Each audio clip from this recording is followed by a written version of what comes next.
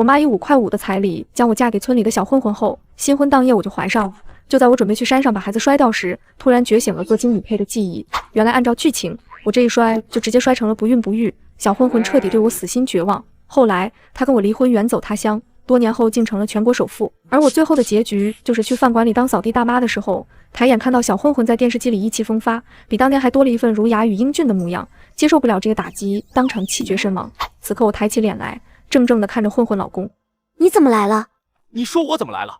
我要是不来，今天我们的孩子是不是就要没了？你胡说什么呢？什么孩子要没了？你还想瞒着我？你新婚夜就怀上我们的孩子了，现在已经3个月大了。你今天上山就是要弄掉我们的孩子。我怀孕的事就告诉了马娟，是马娟跟你说我要来弄掉孩子的事吧？见他还能笑得出来，周野的怒火蹭蹭地往上窜。你别听他胡说八道，我只是还没有做好当妈的准备，觉得思绪很乱，这才上山来吹吹山风。真的？我的脾气你还不知道吗？我要是真想摔了孩子，你来了也没用，我也照样要摔。软软的眼神中带着哀怨，周野的怒火顿时被浇灭了一半。是马娟说你不想生孩子？我自己都还是个孩子呢，你就要我生孩子，你还有良心吗？想到她也不过是一个小姑娘，孤身一人来村里当知青，周野的火气是一点都没了。我知道你受委屈了，但孩子有了也不能不要不是？你饿了吧？走，我们回家。我从外边带了一只鸡回来，刚好给你炖了补身体。周野，你说我这孩子真的要生下来吗？当然要生，这可是咱们的孩子，你难道舍得不要他吗？可孩子生下来，我以后就得带孩子了，你一个人养活得了我们娘俩吗？周野父母双亡，亲人只有大哥大嫂，只不过关系极差，这意味着他若是生了孩子，不会有人帮衬。然而周野的脸上却露出喜色。媳妇儿这是想要好好跟我过日子了。你放心，我能养活得了你们娘俩，我一定会努力让你们过上好日子。时候不早了，我们回去吧。好好，你慢点，咱们不急。另一边，白月季的好闺蜜马娟掐准时间带人匆匆过来，想要将流产的白月季当着全村的面抬回知青处，好让她名声尽毁。然而看到的却是小两口有说有笑下山的一幕，马娟和跟着过来的2名男知青面面相觑。马娟，你不是说白知青流产了，还要跟周野离婚吗？马娟脸色僵硬，但很快做出松了口气的样子。还好没事，没事就好。董大哥，害你们跟着一起担心了。娟儿，董大哥，陈大哥，你们怎么来了？我们是听马知青说你状态不好，以为你会出事。月季你没事真是太好了，可吓死我了，我还以为你上山是想不开呢。好端端的，我怎会想不开？董大哥，害你白跑一趟了，我就是怀孕了，感觉有点迷茫。听娟儿说她烦躁的时候喜欢上山来吹吹山风，我就来试试，没什么大事。周野冷厉的目光扫向马娟，陈松也不满地瞪着他。什么玩意儿？明明说白月季会流产，会闹出天大笑话，结果就这。没事就好，那我们快回去吧。你咋回事？就这还跟我保证说白月季会惹一身腥，彻底翻不了身。今天这情况也出乎我意料啊，没想到周野竟然能拦住他。这女人怎么回事？当初只不过是忽悠了他2句，让他气邓祥杰，他就嫁给了大混混周野。这次怎么像是长脑子了？月季，当初只是为了气一气邓祥杰，你才嫁给了周野，没想到现在都有孩子了。我觉得你应该好好想想，以后还要不要继续跟邓祥杰的爱情。轩儿，你说我该怎么办？唉，要是没有这个孩子就好了。他原本笃定白月季肯定不会要这个孩子，没想到结果却出乎意料。还有，你说他跟那混混结婚后十分煎熬，我看他跟那乡下混混可好得很呢，下山那一路都还让他搀扶着。白月季是知青处的一枝花，陈松也对他表白过，但是被白月季嘲讽是癞蛤蟆想吃天鹅肉，此后便记恨上了白月季。这白月季什么眼光？那样的乡下汉子也当成宝？你这样的朋友他都当成知心好姐妹，浪费我时间，下次搞点有用的消息。媳妇儿，你先进屋休息，我跟你下面吃，等吃了午饭再收拾这只鸡，晚上喝点鸡汤给你补身子。白月季听话进屋，一会儿周爷爷走了进来，然后从储物柜拿出一堆东西。我给你带了1包桃酥跟1罐子麦乳精，那个瓮里还有3斤鸡蛋，也是今天带回来的，等会儿水开了我给你下鸡蛋挂面。咱这小日子挺好啊，过几天才开始分粮，我记得咱家工分不够，顶了天就能分几十斤粮，现在这么大吃大喝，家里钱够花吗？够花够花，你别担心，我上次在山里挖的那棵千年老人参卖了100来块钱呢，咱不缺钱。你说的上次都是好几个月前的事了。哈哈，那个你放心，我一定不会让你饿肚子的。那个事儿现在肯定不能跟媳妇说，万一把我举报了，将来谁来养活他们娘俩？我也跟你生活3个月了，知道你有门道，我不会刨根究底问你这些事，但你半夜出门的时候，一定要多想想我跟孩子。此话一出，周野的心都滚烫了起来。媳妇，你这是真愿意跟我过日子了？连你的孩子都有了，你说呢？我以前是有些不懂事，但我今天去山上的时候想了很多，我觉得还是跟你过好我们的小日子要紧，其他就翻篇吧。好，其他都翻篇，都翻篇。周野紧紧地抱着白月季，他等这一天已经等了很久很久了。在这缺衣少食的70年代，混混家里却放着一袋袋的粮食，只因混混经常半夜出门，直到天亮才回家，所有的粮食都是他从外面买回来的。村子里人见怪不怪，因为村子里流传混混明年在山里打到一头大野猪，去年捡到一株脸盆大的灵芝，今年更是不得了。进山里打兔子的时候，好像遇见了千年老山参。可白月季很清楚，周野的钱可不是来自什么野猪人参，而是经常去外面倒货卖货。媳妇儿，鸡已经炖上了，你等吃就行。以后点心、鸡这些就别买了，有粗粮就行。放心吧，没事的，而且这些也不是常有。白月季点点头，不再多说，知道他心里有数就好。媳妇儿，你帮我看着点火，我去河里洗个澡。现在这么冷，等会儿烧热水洗吧。不用，我一直都这么洗。周野来到河边，发现他的2个狐朋狗友李泰山和王二英也在洗澡。野哥，这边。你俩怎么来洗澡了？这不是想着好些日子没洗了吗？野哥，今晚上有个局，就在东村老地方，你去不去啊？以后这种事就别喊我了，我去不了，不然我媳妇得跟我闹。呵呵，野哥你别死撑面子了，白知青跟你啥关系队里，谁不知道？他哪会管你去不去耍钱？就是，谁不知道你们是假夫妻？胡说什么呢？什么假夫妻？我媳妇都怀孕了，以后是要踏踏实实跟我过日子的。野哥，你真的把白知青拿下了啊？那你说我要是去追求马知青，有没有机会啊？周野打量了一眼他那憨傻猥琐的样子，就你这长相，加上好吃懒做的混混名声，找个村里媳妇都不容易，还想娶有文化的女知青，做啥美梦呢？不过马娟那个恶毒女人，敢算计我老婆孩子，也得给她找点事儿做。当然有机会啊，你老王家祖宗18代贫农，根正苗红的，成分又好，虽然是穷了点，但穷咋了？越穷越光荣，怎么就不能追求马知青？王二英大喜过望。对，野哥说的一点都没错。不说周野在河边妖言惑众，隔壁的李丰收已经闻到了从他家传来的炖鸡香味。这是炖鸡了，他们家里也没养鸡，这鸡哪来的？肯定是周爷买的，这年轻人就是不会过日子。这咋不会过？这日子过得我都羡慕。那你进山里多逛逛，看有没有老参也让你捡到。爹娘，我们也要吃鸡，野叔家里的鸡好香啊！李丰收也朝着媳妇看去，这香味搞得他也馋死了。吃，家里就3只鸡，给你们吃了，咱们还有鸡蛋吃吗？都给我滚一边去！周野回来的时候，白月季已经把饭菜端上了桌。怎么去了这么久？遇上李泰山跟王二英，就唠叨了会儿。白月季眉头一皱，他可清楚那俩人是什么德行，而且按照剧情，他们后面还坐了牢。我不干涉你交朋友，但你现在是有老婆孩子的人了，跟你以前一人吃饱全家不愁不一样。你以前的事我不管，但以后你要是不晓得顾家以家庭为重，结果那你是知道的。媳妇儿，你这可就冤枉我了。以前家里没你的时候，我都不爱上他们那去，屋子里乌烟瘴气的能呛死人。现在有你了，我当然更要为咱家好好打算，等明年我也会下地多赚点工分的。他外面的事情也不是常有，一个月也就2、3次，以前这2、3天赚得够他一个月花还有剩余，所以他基本不去地里干活。不过现在他打算明年多少还是要去干点活。白月季对他的回答很是满意。也可以偷偷懒，别累着了。哈哈哈，知道了。媳妇儿这是开始心疼我了。一顿饭吃完，白月季又盛了一碗鸡汤。我去给李嫂子送去吧，她之前送了我一顶草帽，还说你人不坏，劝我跟你好好过日子。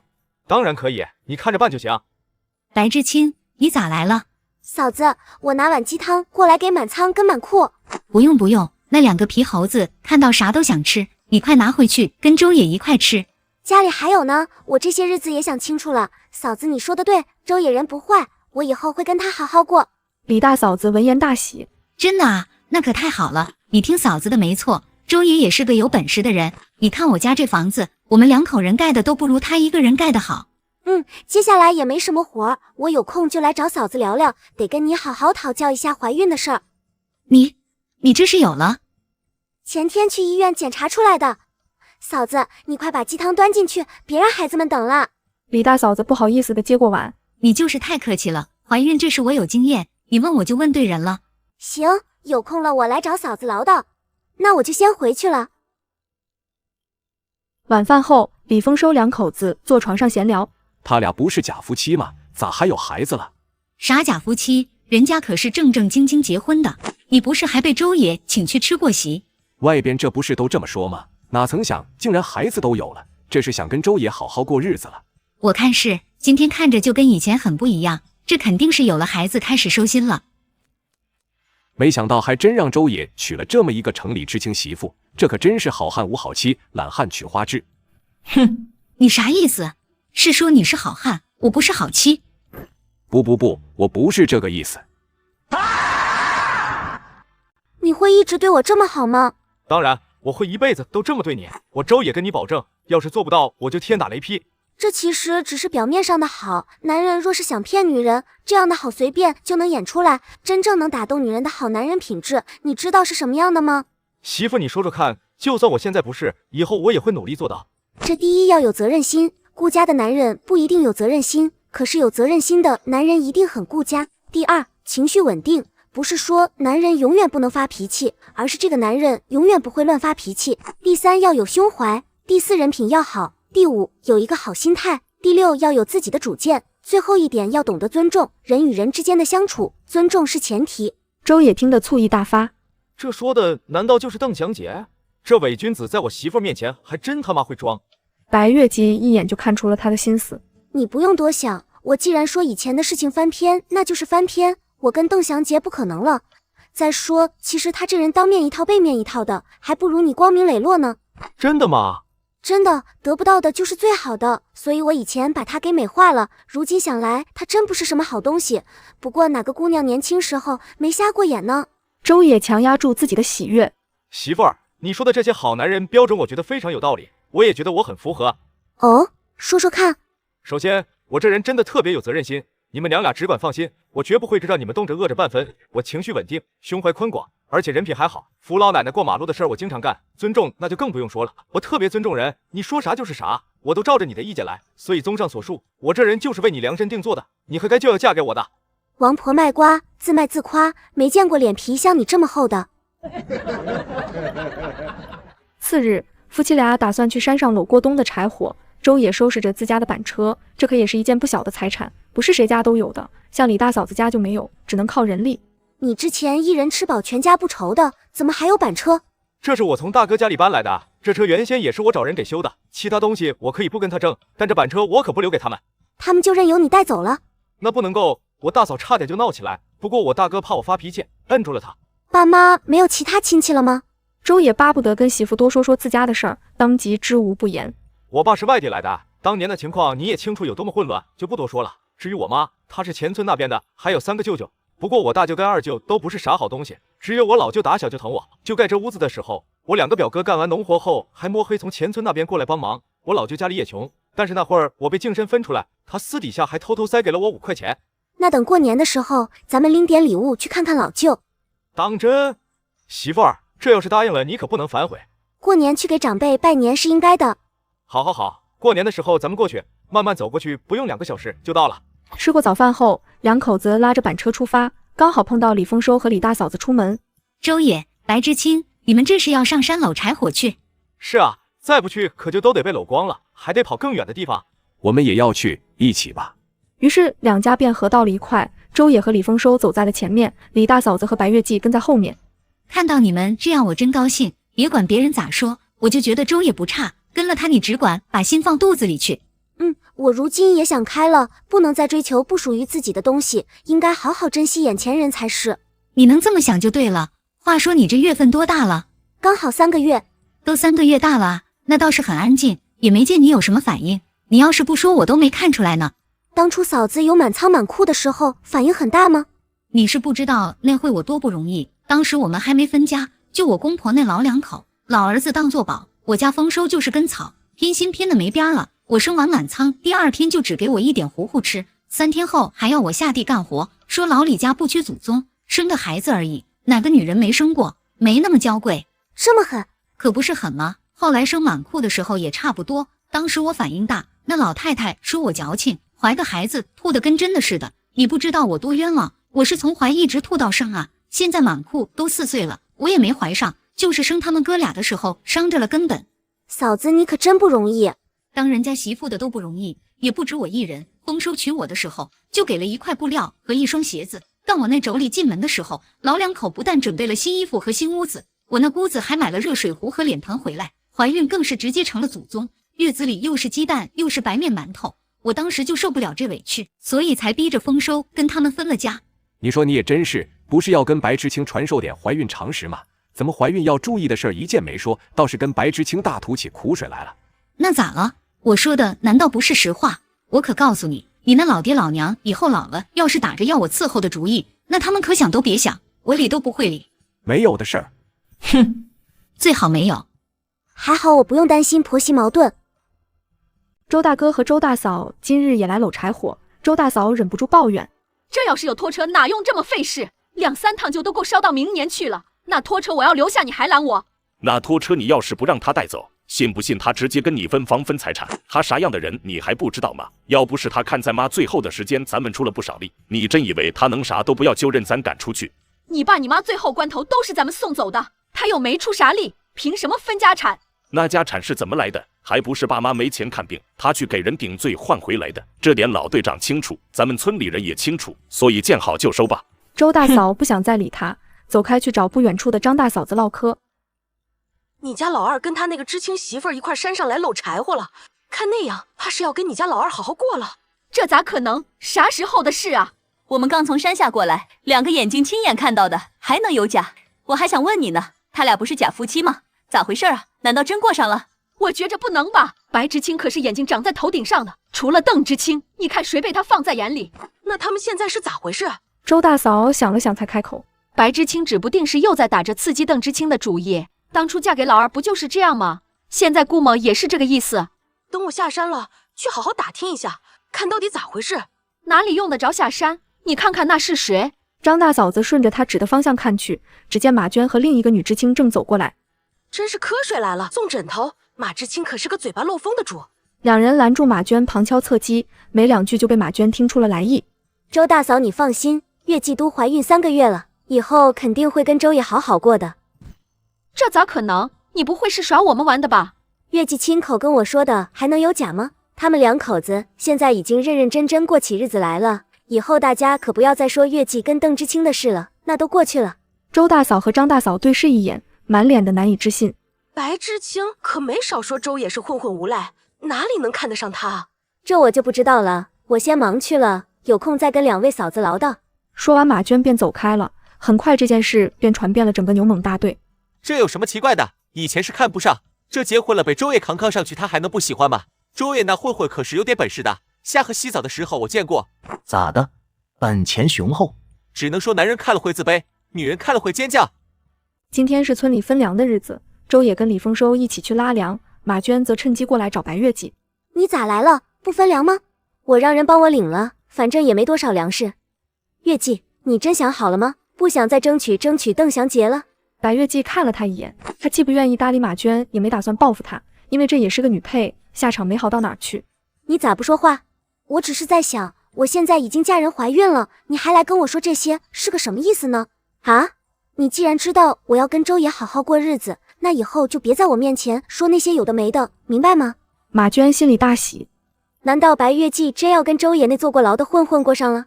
月季，现在村里都在说你是因为周爷强壮，所以才愿意跟他过日子，我还以为是假的，没想到竟然是真的。你说什么？那些话我都不好意思再说第2遍。这些污言秽语你听谁说的？等周爷回来了，我让周爷上门去找他唠叨唠叨。不用等周爷上门，他在分粮场就已经把人揍趴下了。野哥，就是他们，尤其这个陈老四，在外边嘴巴老不干净了，说你跟嫂子的闲话。周爷，我那是在夸你啊，你不知道现在多少老娘们想干啥？你们这是干啥呢？当我这老队长是死的吗？老队长，惹事的可不是我们陈家，是周野先动的手。周野，你闹什么呢？老队长，野哥动手也是因为陈老四嘴臭，就这几天咱们牛盟大队说的那些脏耳朵的话，全是从他嘴里说出去的，这窝囊气谁受得了？就是，这谁受得了？就算老四有啥事，你小子也不该打人。周野看了眼被他打倒在地的陈家四兄弟，又扫了眼旁边看热闹的人，才开口：今天当着老队长的面我把话撂这，你们说我可以，但以后谁要是再敢拿我媳妇说事儿，那我可是要上门去讨个公道的。要是觉得我周野好欺负，只管来就行，我随时奉陪。好了，此事到此为止，都给我好好排队分粮。以周野的工分，分不到多少粮食，等所有人都分完粮以后，周野才上前找老队长买粮。老队长，我想买100斤苞谷，200斤土豆，300斤番薯，再加上20斤大豆，您看得多少钱？总共25块钱。你现在也是有媳妇孩子的人了，跟自己一人吃饱全家不愁的时候不一样。以后要是再不好好干活，恐怕连媳妇孩子都养不活。老队长说的是，我都明白。等明年开工了，我一定去好好干活。你小子去年也是这么跟我说的。算了，你现在也快当爹了，自己看着办吧。这山里的人参灵芝可是没几株了。嘿嘿，我知道，您放心，明年我真会好好干。周野先把李丰收家的粮食卸下来，才拉着拖车回家。出啥事了？周野脸上咋有伤啊？跟老陈家那几个兄弟干起来了，不过他也没吃亏，那哥几个身上都挂彩了。是因为陈老四嘴臭那事儿？可不是咋地，一挑四，直接把陈家四兄弟给干趴下了。他大哥周川还真不是个东西，自家兄弟跟人干仗，他就在旁边看热闹。这是怕被周野缠上啊！我看周野可比他强多了，当初进去也是因为给他妈治病没钱，把自己卖了200块钱，出来后还被他大哥赶出家门，除了那拖车啥都没要。结果现在你看看，要房子有房子，要媳妇有媳妇，这以后还不知道谁看谁笑话呢。哎，你说周野进去这事儿的原因，白知青知道不？这我还真不知道，改天我问问，要是他不清楚，我就跟他说说。这事儿当初村里有不少嚼舌根子的，后来不知道谁传的，竟然说周野是犯了事被关进去，然后活活把他妈给气死了。媳妇儿，这事真不是我的错，我也不是故意要打架，实在是那陈老四嘴巴臭成那样，不收拾他我啊！媳妇儿，你都知道了。你们去分粮的时候，马娟来过，我从她那知道的，我就想着等你回来了再告诉你，让你去把那嘴臭的收拾收拾。周野立刻活了过来，就得好好收拾收拾。我听李泰山说了后，当时就压不住火气，所以才揍了他们。他们一家子都在，你就不怕打不过？我在牢里可是跟人练过的，别说他们兄弟4个，就是再来几个我都不怕。媳妇儿，那个我不用解释，我都知道，当初是你妈病重，你把自己卖了200块钱给你妈治病才进去的，虽然最后没救过来，但我知道你是个有孝心的，我相信你妈心里也明白你是最孝顺的。周野眼眶开始泛红。媳妇儿，你真不怕我？我当然不怕，孝顺的男人是有责任心的，要是连自己爸妈都不孝顺，那还能指望他对媳妇孩子好吗？2句话把周野感动得够呛，直接把媳妇抱在怀里。媳妇儿，有你真好。白月继任由他抱了一会儿才说起正事儿。你买了这么多粮食，花了多少钱？25。那可不少啊，咱家还有多少钱？周野看了下四周，才神秘兮兮地伸出一根手指。1000。媳妇儿，你这胃口也太大了，咱们村里头条件最好的老队长家，估摸着都不一定能有那个数。我说的是100。真的？是不是少了点？你净身出户，盖了这房子，还置办了那么多家当，买了这么多粮食，手里还能存100块钱，放城里都没人敢说你这家底少。周野脸上立马带起一抹笑。我家里的钱都是我妈保管的。哈哈，那是肯定的，我也是没想起来，咱家的钱也得你来管才是。这会不会不大好？应该的，应该的，哪会不大好？我这就去给你拿存折。周野转身进屋，把存折和零钱都拿了出来，存折里刚好是100，零钱也有20多块。媳妇儿，我过2天得出去一趟，那个还需要点本钱。这些零钱应该就是你留下来当本钱的吧？白月姬私下看了看屋子里头，觉得还是周野藏钱的地方最稳妥，还不如放在老地方，所以把存折跟零钱推了过去。你收起来吧。媳妇儿，你不是要管钱吗？我只是想看看你愿不愿意，你愿意把钱交给我，我就知道你是真把我当你媳妇了。只要你有这个心，我管不管钱不重要，你收起来跟我收起来没差别，放老地方也方便，有需要你自己去拿就行。一番话把周野这个50年代出生的淳朴男人哄得一愣一愣的，心里只剩2个字：感动。野哥，野哥来了！你们2个咋来了？野哥，你都多少天没出门了，这是真成好男人了？屁话，我周野啥时候不是好男人了？野哥，今晚上有个局，大局，你去不去？再大的局也别喊我，我以后都不去了，不然我媳妇跟我没完。嫂子现在不是怀了你孩子了吗？难道还能跑得了？野哥，你就这么被管得死死的，这可不像是你的风格啊！就是啊，野哥，大男人的还能被一个娘们管住，说出去都得被人笑话。你们找打是不是？不是，野哥你别误会，我没别的意思。我不去，你们自己去吧。野哥咋回事啊？是不是不把咱们当兄弟了？约了他好几回都不去。这也难怪，他本来就迷恋白知青，现在白知青还愿意收心跟他好好过，他当然得守着，不敢惹白知青生气。你咋样了啊？打动马知青没有？别提了，那娘们儿不好上手，不过我可没多少耐心，真要是把我逼得不耐烦了，哼！呵呵，那你可别跟我走太近，我担心到时候被你连累。去年那几个耍流氓的人的下场你是听说过的吧？呵呵，我就是说着玩的。晚上，白月季有点燥热，想到旁边的男人是她的合法丈夫，她就不打算忍着了，伸手摸了过去。媳妇儿，你睡不着吗？睡不着。周野可不是傻子，一下就明白了，直接凑了过去。次日一大早，周野还在做饭，李泰山就跑了过来。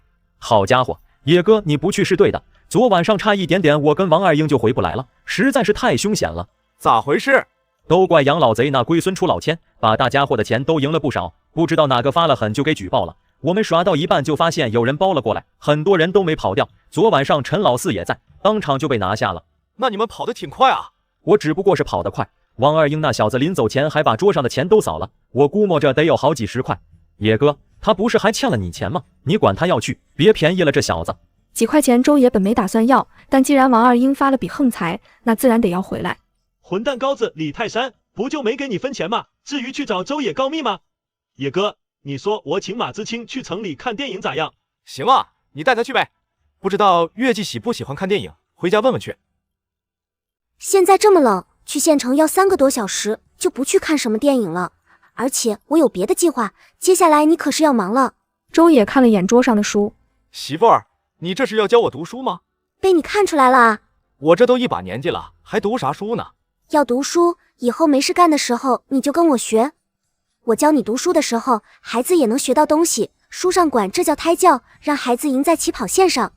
还有这说法？当然有，你跟我好好学。以后我说相思相见知何日，此时此夜难为情，你能跟我说生死契阔，与子成说，执子之手，与子偕老。啊！就读过3年级，勉强算是认字的周野有点懵逼。真是个糙汉子，我可不想将来孩子像你，我要把咱们孩子培养成大学生。马上就要73年了，77年恢复高考，到时候我肯定要去考大学，周野也得去考才行，时间可不多了。孩子胎教还是次要的，主要是你。我们国家是很缺人才的，而高考就是选拔人才的关键。别看现在高考是取消了，但没准什么时候就恢复了，机会都是留给有准备的人的。万一以后恢复高考，你得跟我一块考出去，不然要真是有机会了，你难道要硬扣下我不让我去考吗？不会的，媳妇，我不是那种人。那如果只有我一个人考出去了，身边全是优秀大学生，就算我刚开始情比金坚，可随着日子的慢慢推移，我们夫妻又分隔两地，久不相见，说不定就会被有心人趁虚而入。周野只是稍微想了下那个画面，就完全不能接受。媳妇儿，我跟你一块读书，一起考出去，只是我还得赚钱养家，明年我得下地干活了。时间都是从海绵里挤出来的，你若愿意读我就教你，你若不愿意那就算了。愿意当然是愿意，不过我就是一个懒汉，你要我读书，是不是得给我点奖励？你要什么奖励？说说看。我读一篇文章，你就得亲我一下。白月季嘴角忍不住微微一扬。这个不用你说，有时候看着你我也是想亲两下的，你还是很讨我喜欢的。不过读书这件事还得你自己下定决心，多读点书，以后吃不了亏。月季在家吗？在呢。我家后院那棵柿子树今年结了不少，晒的柿饼刚捂出糖霜，我尝了尝，味道还不错，就给你送点过来解解馋。嫂子太客气了，留着给满仓和满库吃吧。我家里还有呢。嫂子，那你和我媳妇坐会儿，我出去转转。行，丰收他打算去弄点野味，你要不要跟他一块上山去？可以啊，那我找他去。知青处，一群人围着邓祥杰打听外边的情况。他在市里的报社发表了一篇文章，表达的中心思想很进步。公社主任点名让他代表公社去了其他公社演讲。这些日子我走了不少地方，也见识了许多。以前我觉得牛虻大队很穷，可等我走出去了，我才知道这整片地区都很穷，有些地方甚至连公社都穷得揭不开锅了。但我相信，只要咱们努力建设，肯定能带领社员们过上好日子。这也是我们下乡来的初衷。不知道大家有没有什么好的建议？趁这个机会可以提一提，我来上报给公社领导。陈松等人面面相觑，他们的初衷早就不知道被消磨到哪里去了。我倒是有点想法，听说今年牛虻大队要开始养猪了，我觉得要是今年养得好，队员们有了信心，就可以去找老队长出面去跟公社交涉，让社员们自己在家养猪，等养大了后再交给队里换算成工分。这样一来，不仅养猪的人家多了，也能把猪养得更加精细。董大哥说的不错，有空的话，我一定跟公社的领导提一下。众人聊了会儿便散了，唯有陈松留了下来。祥杰，你这次出去收获不小啊！我听说你可是把那些大姑娘小媳妇迷得神魂颠倒的，一听说你要去演讲，他们个个都争先恐后的要坐到前面的位置。这叫什么话？没有的事儿。祥杰，你老实告诉我，白月季肚子里的孩子是不是你的？啊？什么？还跟我装呢？你这是没把我当兄弟啊！邓祥杰此时已经反应了过来。你是说白月季怀孕了？对啊，听说已经3个月大了。本来他也以为孩子是那乡下流氓的，但后来仔细一想，白月季连他这样的三好青年都看不上，更别说周野那个混混，所以他觉得孩子肯定是邓祥杰的。没想到白月季竟然真的委身给了那个混混，他不是口口声声说爱我，说心里只有我吗？我还有点事，你先回去吧。看到他脸上的表情，陈松愈发肯定了心里的猜想，还以为那乡下糙汉捡了大便宜，结果竟然是喜当爹。白月季这女人也是真狠，为了报复邓祥杰不娶她，竟然带着邓祥杰的孩子嫁给别人。这咋可能？你听谁说的？我还用得着听别人说吗？白月季嫁给那混混之前，我亲耳听到白月季对邓祥杰说什么都给他了。我刚刚问邓祥杰，他也没否认。怪不得我先前问他，他说根本就不让周野碰，说他们是假夫妻。但他俩是啥时候？他之前就总是去找邓祥杰，一个青春貌美，一个血气方刚，把持不住不是很正常吗？不过玩归玩，要娶她邓祥杰就不乐意了，所以最后才闹成了这样。马娟本来还有些疑虑，不过很快邓祥杰就来找他，让他帮忙去约一下白月季，这下他是一点都不怀疑了。一定是邓祥杰知道白月季怀了他的孩子，所以才会这么着急。没跑了，肯定是这样。有事？邓祥杰回来了，他想见你，就在村口内等你。你去告诉邓祥杰，我跟他早就桥归桥，路归路，现在我已经嫁人了，大家还是保持距离的好，以后你也别给他来跟我传话。马娟没想到白月季直接把门给关上了，只好回去跟邓祥杰转述。月季的性子比较冲动，就喜欢说气话，当初他能为了你奋不顾身的下乡来，这情谊怎么可能说消失就消失？只是他现在还在气头上才会这么说，要不你先回去。你再去跟他说，他要是不来，我就不走了，我就在这等他。马娟心里酸涩难忍，她跟邓祥杰还有白月季都是一个市的。白月季是独生女，从小生活不愁，还有邓祥杰这么优秀的青梅竹马，而她却什么都没有。月季，邓祥杰可是说了，你要是不去，他就一直等下去，直到你去为止。那就让他等呗。马娟见他当真不见，只好回去找邓祥杰。没想到邓祥杰竟真从晌午一直等到了晚上，马娟无奈又把陈松喊了过来。白月季真的没来见他？是啊，他已经等了3个小时了，白月季也没来。这就叫挟天子以令诸侯啊！算了，我们先带他回去吧。白月季可不知道邓祥杰装了一把深情人设，他美美的睡了个午觉，更美的是睡醒后周野还拎着1只野兔和3只野鸡回来。咋打了这么多野味？你男人的本事你还不知道吗？进山里咋也不能空手回来不是？那李大哥家呢？都有，我们一块打的，东西平分。那今天炖只鸡，兔子就风干收着，等过年去老舅家里的时候给他们拿过去。去老舅家里不用带这些，媳妇你吃就行，到时候走亲我准备点别的东西。这野鸡咋吃？来个小鸡炖蘑菇。炖板栗吧，咱家没蘑菇。叔婶，我妈叫我给你们送点蘑菇来。哎呦，我正好想着小鸡炖蘑菇呢。嘿嘿，那我回去吃鸡肉了。媳妇儿，你看咱们啥时候回一趟娘家？回娘家？你是说我家？想起原主的家庭，白月季忍不住叹了口气。原主妈在生她的时候坏了身子，她爸嫌弃原主妈生不出儿子，就变成了个家暴男，而他妈就把所有的怨气归在了原主身上。所以与其说当初原主冲动之下跟邓祥杰下乡，倒不如说他是为了逃离原生家庭。对邓祥杰的痴心，也不如说是把邓祥杰当作是拉他出泥潭的救命稻草。不过他始终走不进邓祥杰的心，所以才自暴自弃嫁给了周野。媳妇儿，你不愿意吗？丑女婿总是要见岳父岳母的，这一关迟早得过。你不用多想，我这一关过了就没什么问题，其他人的意见都不重要，哪怕是我爸妈也一样。至于回去看他们这件事，以后得空了再说吧。周野看出他并不是反对带他去见父母，才放下心。行，你想啥时候回去就啥时候回去。按剧情这时候原主父母应该离婚了吧？不过这跟我又没啥关系。明天你还是去一趟老舅家，把那只野兔给他们送过去。行，听你的，回头我再去打几只就是。老舅，周野，你咋来了？这带的啥？兔子，我昨天进山里打的，我媳妇让我拎过来给老舅加个下酒菜。周野把兔子提去厨房，顾老舅撇了撇嘴。老外甥结婚的时候他去吃过席，知道他那知青媳妇不是个省心过日子的，哪会有心让老外甥给他拎个兔子过来夹菜。咋了老舅？你这表情是不信我说的？快进屋坐吧。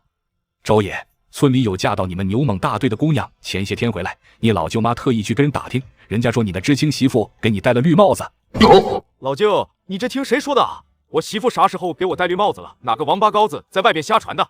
没影的事儿。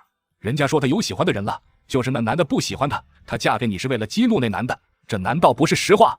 这虽是实话，但我媳妇可没给我戴绿帽子，她嫁给我的时候可是黄花大闺女，清清白白的。真的？当然，老舅，你别信那些乱七八糟的。我媳妇也是个孝顺的，听我说，你最疼我。这兔子就是她让我给你拎过来补身子的。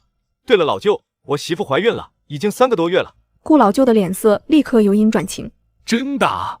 咋这么大月份了才来说？我媳妇没啥经验，一直到3个月才想起上医院查的。后来我也忙，所以直到今天才过来给老舅报喜。好好，以后可不能再没个正经样了。娶了媳妇当了爹，肩膀上就有一份责任，就算自己不吃，也得让媳妇孩子有的吃。以后你可得好好干。哈哈，我们老队长和邻居李大哥也这么跟我说。来，您也这么说我，搞得像是我以前多么不着调似的。你才知道啊，要不然你至于到今年才娶上媳妇吗？那是因为我眼光高，我周也要娶媳妇儿，必须就得是最漂亮的。哈哈，那你就更得好好赚工分了。要是人家姑娘嫁给你后被的埋汰了，别人都得说她是眼瞎命不好才嫁给你这样的。老舅，你就别刺激我了，你就等着看我们小两口会把日子过得多旺。对了，我老舅妈和表哥他们呢，咋都没在家？你老舅妈去别人家串门了，你广夏嫂带孩子回娘家走亲。至于你广夏哥跟广秋哥，昨天在河里撒网了，今天一大早去收网捞鱼，估摸着也快回了。你别急着走，等他们把鱼打回来，你带点回去给你媳妇吃。老头子，是不是小野来了？你老舅妈指定是听人说你回来了，要是搁往常不到12点不会回家。哎呦喂，我这老舅妈是吃了啥？咋感觉还越来越年轻了？你这小子都成家立业了还嘴花花，我在你老林婶家跟他一块搓麻绳，听他儿子说你来了就赶紧回来了。他还给拎了一只肥兔子过来，那肥的得有好几斤肉，肯定是带过来给你下酒的。小野，你媳妇呢？咋没一块带过来？她在家养胎呢，我想着等过年的时候再带她一块过来。你媳妇有了？有3个多月了。都这么大月份了，咋没早点来说？这小子定是怕空手过来挨骂，所以等打了只兔子才敢拎着过来报喜。老舅妈也不跟周野见外，小声开口：我之前在老赵家回来走亲的闺女呢，听了一耳朵，说你媳妇儿不是跟你正经过日子的。舅妈，你别听他们乱嚼舌根子。我媳妇之前是以为我不是好人，但后来她知道我是为了给我妈治病，就觉得我孝顺。她说喜欢孝顺的男人，当然愿意跟我好好过日子。老舅妈这才放心下来。你回去就跟你媳妇说，等她生了，老舅妈过去给她伺候月子。她虽然没婆婆，但老舅妈会顶上，不会让她生孩子还得吃冷饭喝冷汤，没个人照顾。其实周野这次过来也有这么个意思在，当下也不客气。我媳妇是知青，我家里也没个长辈，到时候还真得麻烦老舅妈你了。这有啥了？到时候生了你就来叫我，我收拾了东西就过去。说完又把周野拉到屋里，说了一些怀孕要注意的事儿。最后还要注意，你们年轻人也要知道节制，怀着身孕可就不能再行房了。卫生所说是说前3个月和后3个月不行，我倒是能忍，可我媳妇她不能忍，老是给我暗示啊。没多久，顾广夏跟顾广秋哥俩提了2桶鱼回来。大表哥顾广夏已经娶妻生子，二表哥顾广秋就比周野大1岁，但他8岁的时候发高烧，把喉咙烧坏了，自此后变成了个哑巴，婚事就一直耽搁了下来。你小子来的正好，给你媳妇带几条鱼回去吃。那我可不跟2位哥哥客气了啊。客气这个干啥？周也一直在顾老舅家待到下午，才拎着3条肥鱼回去。广夏媳妇刚从娘家回来，就看见自己丈夫在收拾一只大肥兔子。哪里来的兔子啊？周也今天过来报喜，说他媳妇怀孕了，这兔子也是他给带过来的。那咱们今晚上有兔肉吃了。吃啥兔肉？风干了留着过年，到时候小野跟他媳妇都要过来。广夏媳妇有点郁闷，但也起了八卦之心。周也这是真跟他媳妇过上了。赵美香前几天回来的时候，不是还说他那个媳妇不正经吗？那都是人家嚼舌根的。小野跟他媳妇现在好得很，你别听人家乱说。妈，你放心，我也盼着他俩好呢。对了妈，我这次回去听我妈说，她娘家队里有个女的很适合老二。老舅妈顿时心动。她啥条件？是个离了婚的。但是妈，你也别怪我没给找好的。老二这条件你也知道，想找那好姑娘真不容易。老舅妈的脸色淡了下来。她多大年纪了？啥原因离婚的？带没带孩子？比老二大了3岁，主要是他前边的男人爱打人，实在被打得没办法了才离的婚。孩子生过2个，全是儿子，都留到男人家了，没带走。没有别的问题了？就这些，没有别的问题了。老舅妈没有立刻答应，只说要再想想。哪来的鱼？广夏哥跟广秋哥去河里撒网打的，给我拎了3条回来。路过老队长家的时候，给了他1条，这2条等下我给你炖了。行，你去炖了吧，我写点东西。晚饭后，小两口坐着聊天。媳妇儿，你这是写的什么啊？写的文章，我打算给报社投稿，若是报社录用的话，会有稿费，这样家里的开销就不用全压在你一个人身上，就是不知道能不能行得通。媳妇儿，家里的活计你不用多操心，有我呢，我肯定不会让你跟孩子挨饿的。我知道你是有本事的男人，我也相信自己没选错人，只是这个家是我们共同的家，我不能把全部的压力都压在你身上。干苦力我的确不会，但写书投稿，试着能不能赚稿费补贴家用这种事，我还是可以做的。白月季是新时代女性，她既不愿意让男人养着，也想实现自己的价值，但这番话可把周也感动坏了。我就是怕你太累了。没事的，要是累了我自己会休息的，而且我这有点事情做，还不会那么无聊。写书的时候我还会去翻一下以前看的书，也能温故而知新，算是一举多得，只是还不知道行不行。要是不行的话，我们娘俩还得靠你养活。放心吧媳妇，你男人绝对不会让你们娘俩吃糠咽菜。白月季瞥了他一眼，周也立马意识到说错了话。哈哈哈，不过我觉得我媳妇的稿子一定会被录用。没个正经样。你今天去老舅家怎么样？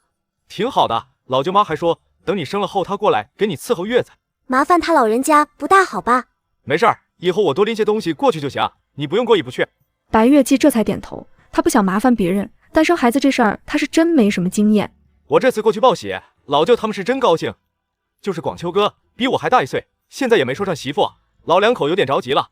只是说不了话，应该也还好吧？人家还是都嫌弃，就连媒婆说的都是一些带孩子的寡妇，有年龄合适的姑娘，但张口就要100块彩礼，分明就是卖闺女。这事儿着急也没用，以后我们也留一些。好了，我们该读书了。月季，这是老队长家的老二媳妇，你叫她大山嫂就行。大山嫂以后可要常来坐坐。一定的，周爷可真有本事，这屋子起得真好。可不是好吗？我家都没起这么气派。他是得了他老舅的帮衬，不然凭自己哪里起得了这屋子？周爷呢？这一大早是上哪儿去了？他呀，闲不住，跟我家丰收上山去了。月季，这些是啥啊？这是我写的书，打算写好了寄到报社去，要是能被录用的话，可以赚点稿费。大山嫂跟李大嫂子都好奇起来，我们能看看不？当然。李大嫂子没读过书，大山嫂也只是上过扫盲班的水平，他俩虽然看不懂内容，但字写的好坏却是看得明白。你这字写的真好看，我这不识字的看着都觉得好顺眼。是好看，跟你这字一比，我家大山那字就跟狗爬似的，他还是计分员呢。是2位嫂子没嫌弃。月季，这个真能赚钱吗？可以赚的，我听说要是被报社录用，一篇文章就能有3、4块钱呢。啊，这么多？那知青处的那些知青咋不写？肯定没那么容易被录用，不然他们早写了。不过这些我也是听说的。确实不容易录用，报社的要求很高的，我也只是试试看，要是到时候没录用，2位嫂子可别笑话我。我们哪会笑话你，佩服都来不及呢。3人聊着聊着就聊到了知青处。我听我家那口子说，明年还有2个知青要来咱们大队。还有，咱们队里的知青都好些了，再来住个下吗？挤一挤还是可以的。按照剧情，明年确实会有2个从沪市来的知青，女的是邓祥杰的官配杨若晴，两人一见钟情，而男的是个富二代，叫江斌，是杨若晴的护花使者。这关系。没过一会儿，马娟也过来了，2个嫂子便告辞离去。白月季把2人送出门外，才回去招呼马娟。你怎么又来了？哎，月季，我都不知道怎么说你。那日你没去见邓祥杰，他回去后就再也没有问起你了。你若是想用欲擒故纵的手段，那可是用错人了。邓祥杰不吃那套。听到这儿，白月季愈发的不想搭理他。要是没别的事，我就不招待你了，我还忙着呢。你这是真打算跟我划清界限了啊？马娟，有些事情我不说那么明白，但不代表我真的是傻瓜。你这话是什么意思？你做过什么事你自己心里清楚，打着为我好的旗子，在外边说了我多少坏话，你真以为我不知道？当面一套，背后又是一套，说的就是你这种人。马娟脸色僵硬，但她没有翻脸，反而叹了一口气。你是不是知道了你爸妈离婚的事，所以才情绪失控了？我今天接到家里来的信，说你爸妈因为你不听劝下乡，又冲动嫁给周野，2人大吵一架后就离婚了。你爸又给你娶了个后妈，我收到信就怕你伤心，赶紧过来安慰你，不曾想还是晚了一步。所以你很高兴是吧？马娟心里的确很高兴，她觉得白月季这下是真完了。你这说的什么话？我只会同情你，你以后真的就没有家了。你是没长脑子，还是眼瞎了？这不是我的家吗？之前我听说你爸想留你在家里招婿，你不愿意才跟着邓祥杰下乡。我本来还以为是谣传，但现在看到你对你爸妈离婚竟然一点都不伤心的样子，我才算是信了。还以为你对邓祥杰有多情深意重呢，原来也是带着目的的，也不过如此。这些都是我的事，用不着你这个外人来说3道4。没事的话，你就哪来的回哪去吧。话说的这份上，塑料姐妹情也维持不住了。你以为怀了邓祥杰的孩子就可以要挟得到他吗？我劝你还是死了这条心吧。邓祥杰就是玩玩你而已，想要他娶你做梦去吧。你要是再敢造谣，我就让周野过去找你做作。行了，赶紧滚吧，以后也别来了，我这不欢迎你。你当我想来呢？还真把自己当盘菜了。父母离婚，娘家散了，自己又嫁给了乡下流氓汉子。白月季这辈子也就这样了。也不知道周野知不知道这个孩子是邓祥杰的，要是知道了还愿意喜当爹，那我可不能去挑破，否则肯定会被那混混记恨。但若是不知道，那祥杰，我尽力了，但月季还是不愿意来，也或许是因为他爸妈刚离婚，心情不好的原因吧。白叔叔跟白婶婶离婚了，这怎么可能？你还不知道吧？白叔叔原来是想招月季2婶娘家的侄子当上门女婿的，那人一脸麻子，月季不愿意才选择跟你下乡，而你又不愿意娶她，所以他才随便找了周野，把自己嫁了出去。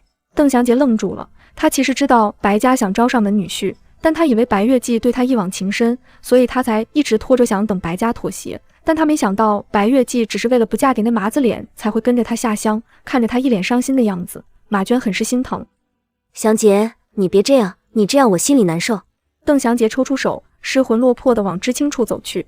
马娟跟在后面，心里暗暗发誓，绝不能再让白月季有翻身的机会。等2人走远后，李泰山跟王二英从拐角处出来。二英啊，这马知青接了你的土豆跟番薯，还跟你去看了电影，结果还是不愿意跟你处对象，我就说有原因的吧。现在看来，你这头顶上的帽子够绿的。王二英脸色难看，上次去县城看电影，他还特地花了10块钱请马娟去国营饭店大吃了一顿，结果连马娟的手都没牵到，现在才知道马娟喜欢的是邓祥杰。走，我们去找周野。找野哥干啥？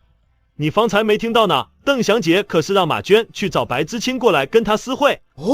对呀，野哥肯定不知道这件事。走走走，这可得跟野哥说一声。2人一块去周野家，白月季却说周野不在，这下2人都有点意外了。原以为是野哥在家，白知青不方便出来跟邓祥杰私会，没想到野哥不在，白知青也没出来。难道这是真打算跟野哥好好过日子了？连邓祥杰找他都不带搭理了？看来是真的了。要说调教媳妇这件事，你真得去跟野哥取经。你花出去那么多钱，结果啥都没捞着，看野哥这已经让白知青踏踏实实跟他过日子了。那能比吗？白知青肚子都被他搞大了，当然踏实跟他过日子。粗俗，这话要是被野哥听到，看他不收拾你。王二英也就是看周野不在才敢说的，周野要在，借给他几个胆他都不敢这么说。下午，周野拎了一只野鸡回家，走到家门口就看见王二英正在等他。你在这儿干啥？野哥，今天我跟泰山看到邓祥杰那小子不老实，趁着你不再来找嫂子，我特意在这儿等你的。你说真的？我哪有胆子骗你啊？你要不信就问李泰山去。周爷转身就去找李泰山，等李泰山把事情说了一遍后，王二英又开口：野哥，看他那样可不是第一次这么干了，这件事咱不能这么算了啊。是不能这么算了。他想收拾邓祥杰可不是一天两天的事了，当下连家都没回，就去知青处把邓祥杰喊了出来，没等他站稳，就把他揍趴下了。周爷，你咋回事？怎么能来知青处打人呢？周也没有理会董健，只是盯着邓祥杰。邓知青，以后要是再让我知道有类似的事情，就不是今天这一脚可以解决的了。我的脾气整个大队都知道，你要是不信，可以试试。祥杰，这咋回事？难道你去找白知青了？邓祥杰没有说话，显然是默认了。董健也不想再掺和这事儿。不管原先白知青跟你有过什么，但现在她已经是周野的媳妇，是正经摆过席面的，你以后还是自觉点吧。祥杰，你去找白月姬干啥？你还真被他那招挟天子以令诸侯给挟制住了。邓祥杰还是不做解释，陈松不禁有些啧舌。还真是最毒妇人心，他就是为了报复你，不惜带着你的孩子认贼作父啊。野哥，他这是想挖你墙角啊！你踢他一脚就完事了。踢一脚警告一下就得了，还想怎么着？你没看到他压根就不经打吗？野哥一脚他就躺地上去了。有能耐你就自己上，就你这点出息，别说马知青了，只怕村里的姑娘都看不上你。就是，孬种的很，就指着野哥给他出头，自己压根不敢打邓知青这个给他戴绿帽子的。晚上，白月季拿出这几天写的存稿。还有几天我这本书就写的差不多了，你到时候跑一趟公社给我寄出去。我给你拿城里寄吧。咋？你要去城里办事？我想去城里看看有没有啥好买的，咱们孩子要出生了，也得准备些东西。你渠道那儿没有吗？渠道有的我都已经预定了，但有些他们那也没有。白月季点点头，也就没说啥了。这天下午，白月季在屋里继续写书，周也就出门溜达，忽然看到有个人晕倒在路边，他急忙跑过去把人扶起来。张老叔，你这咋回事啊？你醒醒！老人是李丰收家的邻居，见他不省人事，周也赶紧把人背上往家送。张巧妹，你爸晕外边了。咋回事？我爸咋晕了？不知道啊，我刚出门溜达就看到老张叔倒路边了。两人匆匆把人背进屋，人还有呼吸，但就是没醒过来。人我给你背回来了，剩下的你自己看着办吧。多谢野哥了。周也不再多说，出门就看到李丰收跟李大嫂子已经闻声赶了过来。咋回事啊？张老叔在路边晕倒了，我看到就把人给背了回来。那我进去看看。李大嫂子赶紧进去探望，没多久便回来了。嫂子，老张叔醒了没？已经醒了，应该没什么大事儿。那就好。话说这张巧妹年纪也不小了，我记得她跟我一个岁数，咋还不嫁人？是跟你一个岁数的，不过她不嫁人，她要留家里招女婿。那咋没招呢？我一男的这岁数娶不上媳妇都着急，她一个大姑娘家里不担心啊？咋不担心啊？老张叔跟老张婶可没少找媒婆张罗，不过上门女婿确实不好找。张巧妹虽然是长得黑了点，但样貌也不赖啊，咋不好找？长得不赖又咋的？她彪悍的名声可是在村里传开了的，你见过哪家姑娘跟男人拿一样工分的？她力气可是比男人都大。咋了？姑娘家力气还不能大了？妇女能顶半边天呢。我也没说不好啊，就是她太彪悍了，跟人吵架就没有输过的时候，跟朝天椒似的，哪个男人受得了？他家就她一个闺女，她要不彪悍，那可早就被欺负死了。那也不能因为这个就招不到女婿吧？多的是男人想吃软饭啊。媒婆确实给介绍过几个，但没张巧妹看得上的。她招上门女婿要求可不低。那媒婆也不是啥好东西，要不介绍尖嘴猴腮丑不拉几的，要不就给介绍老光棍，比巧妹大了10几岁，那玩意儿谁要啊？糟践谁呢？那你觉得她能找到啥样的？哪个好男人愿意当倒插门啊？再加上张巧妹家这情况，2个老人都50多了，身体还不好，一般愿意当上门女婿的人都还看不上呢。这不就剩下那些老光棍跟丑不拉几的了吗？周野心里一动，开口问道：就非要招上门女婿吗？嫁得近点也一样可以照顾他爸妈。老张叔和老张婶现在倒是有这么想，不过张巧妹意见很坚决，她就要在家招女婿给老张家延后。周野也就没说啥了，起身告辞回家。你想把张巧妹说给广秋哥？不愧是跟我睡一个被窝的，我一说你就看出来了。媳妇儿，你觉得咋样？我都没见过广秋哥，哪里知道咋样？不过我觉得老舅跟老舅妈不会愿意让广秋哥当上门女婿的。你还是太年轻啊，这个世上所有的事情都是可以商量的，这件事我都想好了，两家都各让一步就好了吗？怎么让？张巧妹想给她爸妈养老，给老张家延后还不简单吗？让广秋哥把户口过到咱们牛猛大队，住老张家就行了。以后生的孩子再过继一个给老张家，老张家肯定愿意。那你这跟让广秋哥倒插门有啥区别？老顾家可不会答应。广秋哥这情况想讨个全虚全影的媳妇可不容易，而张巧妹这人除了彪悍一点外没别的问题，以后生的孩子也只用过继一个给老张家延后。虽然人过来这边住，但真不是当倒插门，而且两边也不算远，走动没那么难，这样看起来已经很不错了。可不是谁都有我周野这么幸运能找到这么好的媳妇的。周野在家吗？是张巧妹，出去看看。周野，白知青，这是我给你拿的鸡蛋，不多，你留着吃。我听周野回来说了，他那是见义勇为，你不用那么客气，谢意我们心领了。但鸡蛋不能收，你拿回去给老张叔补补身体，老人家年纪大了，这一摔也得注意着点。我家里还有呢，你现在怀着身孕，可以多吃点鸡蛋补补。周野前几天跟村里人换了不少鸡蛋，不然我才不会跟你客气。以后要是你家做豆腐，可以给我拿一块。对，豆腐好。两人坚持不收，张巧妹也就拎着鸡蛋回家。周野没收下鸡蛋吗？没有，说让拿回来给我爸吃。老张婶点点头。其实周野还挺不错的，想当初……停，妈，你可别说了。说又咋地？早前我跟你爸就觉得他不错，他爸妈没了，住得跟咱们也近，就算不当上门女婿，你嫁过去也能照顾得了我们。张巧妹翻了个大白眼，她心里明白，周野是绝不会当上门女婿的，而且也不喜欢他这样的。周野喜欢像白知青那样娇娇软软的姑娘。下次做豆腐了，再拿点豆腐过去就行。好，你说你这年一过就23了，要不你就别管我跟你爸，你这么能干，嫁人还是能找到好人家的。要不你考虑一下李泰山，他虽然是个不务正业的，但本性还好，你也有本事，嫁过去日子也能过得起来。你要是没意见，妈就找人去探探口风。张巧妹本想拒绝，但看到他妈的表情，就没说出口。行吧，问他愿不愿意倒插门，愿意的话可以考虑他一下。倒插门怕是不愿意。李泰山确实不愿意，第二天跟周野吐槽，这老张家真是打得好主意，竟然要我去给他家当倒插门，想得还挺美。看来老张叔和老张婶是真着急了，连李泰山这样的都要。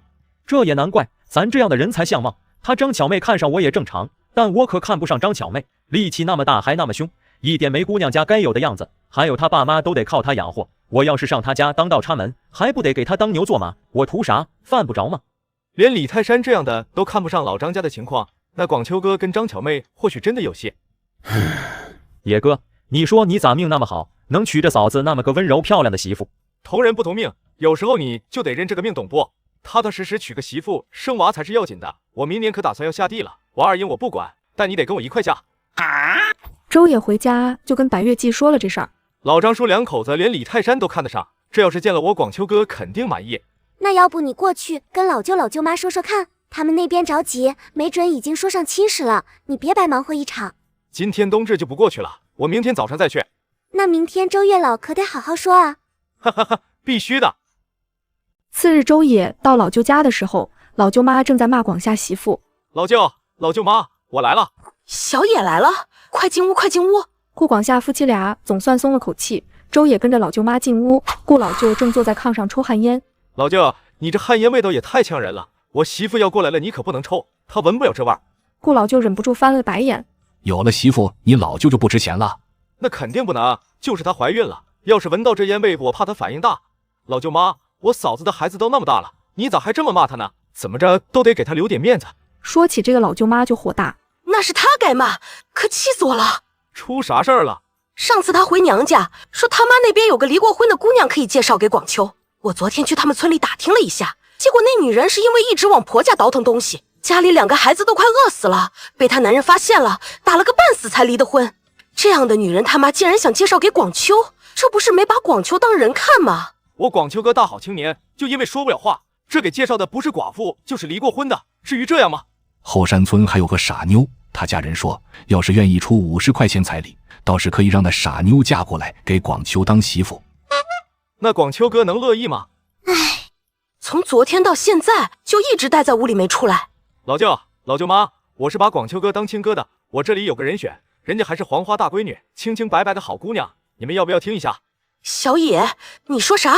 我说我给广秋哥看了一个姑娘，她既不是寡妇，也不是傻妞，但是他家因为只有她一个闺女，父母年纪也大了，所以他要招上门女婿。臭小子，你想让你广秋哥去给人当倒插门？你干啥呢？先听小野把话说完。他家是要招上门女婿没错，但是我觉得这个事情是可以商量的。人家老两口就养了那么一个闺女，他们虽然也愿意让闺女嫁出去，但现在是人家闺女孝顺不愿意嫁，怕嫁出去了他爸妈没人照顾，所以才要招婿。而且人家能干着呢，拿的都是男人的工分。这么厉害，他长得啥样？跟老舅妈你差不多高，长得倒是普普通通。不过有一点要说到前面，他爸妈身体不是很好，干不了重活，所以他是家里的壮劳动力。广秋哥要是跟他能成，就得帮着一块养2个老人才行。帮着养是应该的，但当倒插门不行。老舅，我说了这个事情是可以商量的，我是这么想的，可以让广秋哥把户口过到我们牛虻大队，以后生的孩子过继一个给老张家，其他的都跟老顾家姓，但这绝对不是倒插门，只是住在那边而已。我觉得广秋哥这辈子的幸福也就在这了，错过这个，想要再找这样的怕是很难了，有舍才有得嘛。上门去住跟倒插门有啥区别？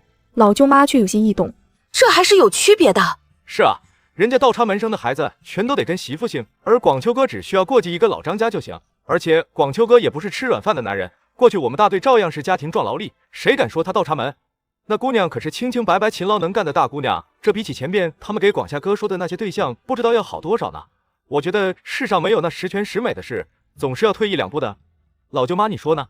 我想先看看那姑娘成不成嘛？那要不问问广秋哥，他要是愿意，那明天老舅妈跟他一块来我家。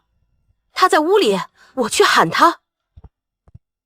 广秋哥，我给你找了个姑娘，全虚全影的黄花大闺女。顾广秋闻言一愣，我跟你说说那姑娘的情况，你看看愿不愿意？然后周野就把张巧妹的情况介绍了一遍。这姑娘就这条件，你觉得咋样？顾广秋点了点头，表示同意。那行，你今天好好捯饬捯饬，明天跟老舅妈去我家，我回去就找李大嫂子去问问那姑娘，她肯定愿意相看一下的。跟老顾家谈妥后，周野就赶紧回家张罗去了。你真觉得可以吗？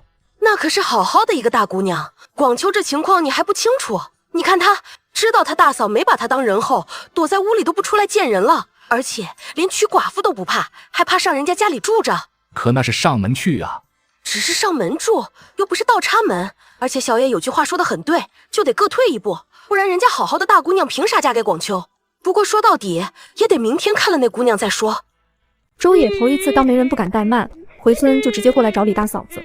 嫂子，别打了，再打满仓屁股都得被你打烂了。这混小子差点把我给气死。你来找丰收吗？他上张大根家去了。嫂子，我是来找你说点事儿的。找我？啥事啊？我有个表哥，之前来帮我盖过房子，你应该见过，就是不会说话的那个。我想把他介绍给张巧妹，想让你帮我去问下张巧妹，看她愿不愿意见一下。不会说话的那个？我想起来了，长得人高马大的，他还没结婚吗？没有，就差在那嘴巴上了，其他的没啥问题。不知道老张家想不想要他这个女婿？嘴巴不会说有啥要紧的，张巧妹也不是那种喜欢口花花的男人。不过你老舅家愿意让他当上门女婿吗？不愿意，但是愿意退一步，可以让他过户到咱们牛虻大队，住在老张家，以后生的孩子也可以过继一个给老张家，但其他孩子都得跟他姓顾。不过他也不用老张家养活，他自己就能养家，而且也会给张家老两口养老。嫂子，你觉得这样老张家会答应不？我觉得有门儿，这样挺好的，既不是倒插门，保住了你表哥的颜面，又能满足张巧妹想给父母养老，给老张家延后的要求。这好主意谁想出来的？是不是你媳妇想的？是我想的，他不掺和这些。那嫂子，你帮我过去问问，老张家要愿意，我就让我老舅妈跟广秋明天来我家，让他们相看一下。行，我现在就去。老张叔，现在感觉咋样啊？你昨天可是吓了我们一跳，这要不是周野刚好撞见背你回来，后果我都不敢想。我没什么大碍，这次确实多亏了周野。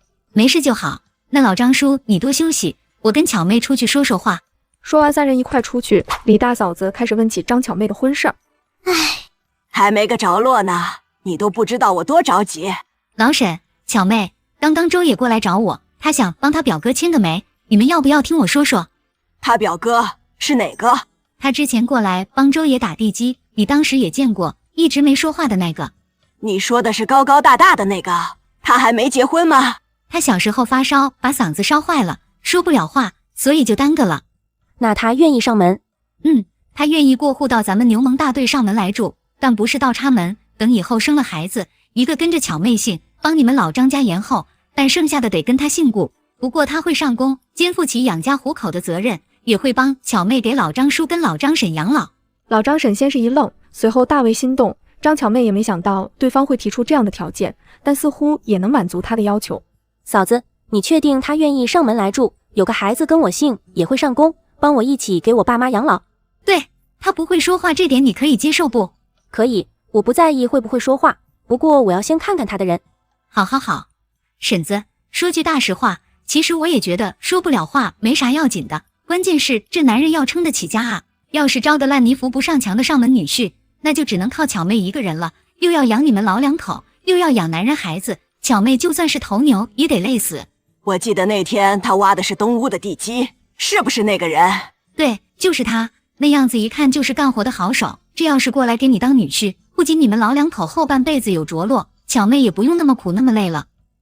我先过去跟周野说一声，明天可以在周野家里见一面，到时候人来了我过来喊你们。送走李大嫂子后，老张婶一脸的高兴。巧妹，妈觉得不错，那人妈见过，长得不赖，高高大大的，一看就结实，干活也不孬，是一把好手。明天看看人再说。这主意肯定是周野想出来的，他脑袋瓜子最好。你说以前咱们咋没想到呢？要不然你也不用耽搁到现在。不过好饭不怕晚，兴许这就是你的缘分。我进去跟你爸也说说。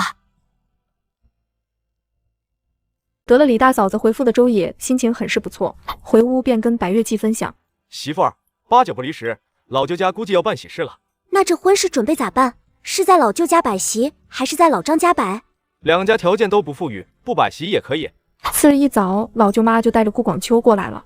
这就是月季吧？上次小野回去，我就听他说他媳妇儿漂亮的不得了，我还觉得他吹牛，今天看到这才知道他没骗人。你咋这么好看呢？老舅妈好，广秋哥好，快进屋吧。老舅妈是头一次来，进屋后先打量了一圈。这屋子起得真不错，你们小俩口住着就很宽敞。哈哈哈，那是。倒是没白瞎你媳妇儿跟你。月季，你怀孕有啥不舒服没？没，就是有点贪睡，一天我得睡12个小时，还能吃，感觉吃完没多久就又饿了。怀孕都是这样，一个人睡2个人养，一个人吃2个人长。周野，你明年可得好好去干活赚工分，当爸可不是那么容易的事儿。我知道，老舅妈你放心。寒暄过后，老舅妈进入主题。那姑娘家住哪里啊？就在我们屋后边，我去找李嫂子把人请来。我们准备好了，现在过去吗？准备好了就过去吧，人已经来了。3人当即出门，周野早就在自家门口等着。周野，前天可真是多谢你了，要不然你老张叔还不知会怎样。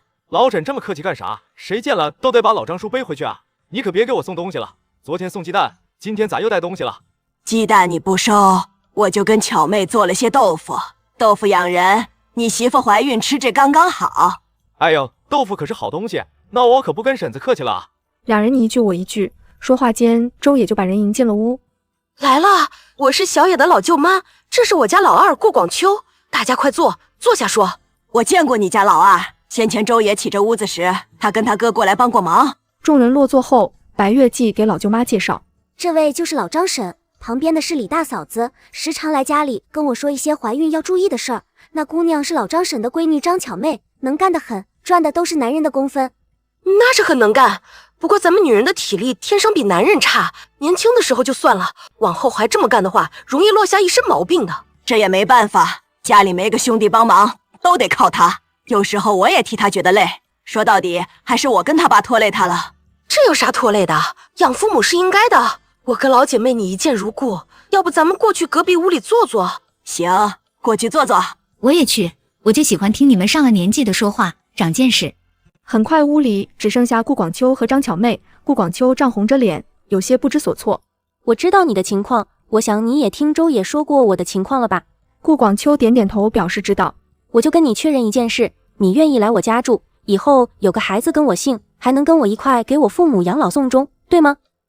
好，那我也不在意你不会说话，愿意嫁给你，娶我也不用彩礼，你看什么日子好，定下来后就来接我去你家，得让你们大队的人知道我是嫁给你的，只是来我家住，不是倒插门，这样以后也不会被人嚼舌根。顾广秋也很中意张巧妹，当下激动地捶了捶胸口，表示他一定会养家糊口，照顾他们一家的。真是个呆子，我先回去了。他对这次的见面还是很满意的。顾广秋虽然不会说话，但是长得高高大大，看样貌也绝不是李泰山之流可以相提并论的。老舅妈，你看上她没有？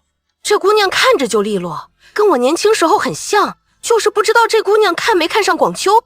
问问广秋哥就知道了。三人一起看向顾广秋，顾广秋脸色通红，但还是点了点头。好，咱这就回去挑个日子，抓紧时间给你们把事办了。这时，李大嫂子去而复返，女方那边同意了。巧妹说，要是老顾家选好了日子，就来接她过门，要不要摆席也由老顾家说了算。好，那我回去跟老头子商量商量。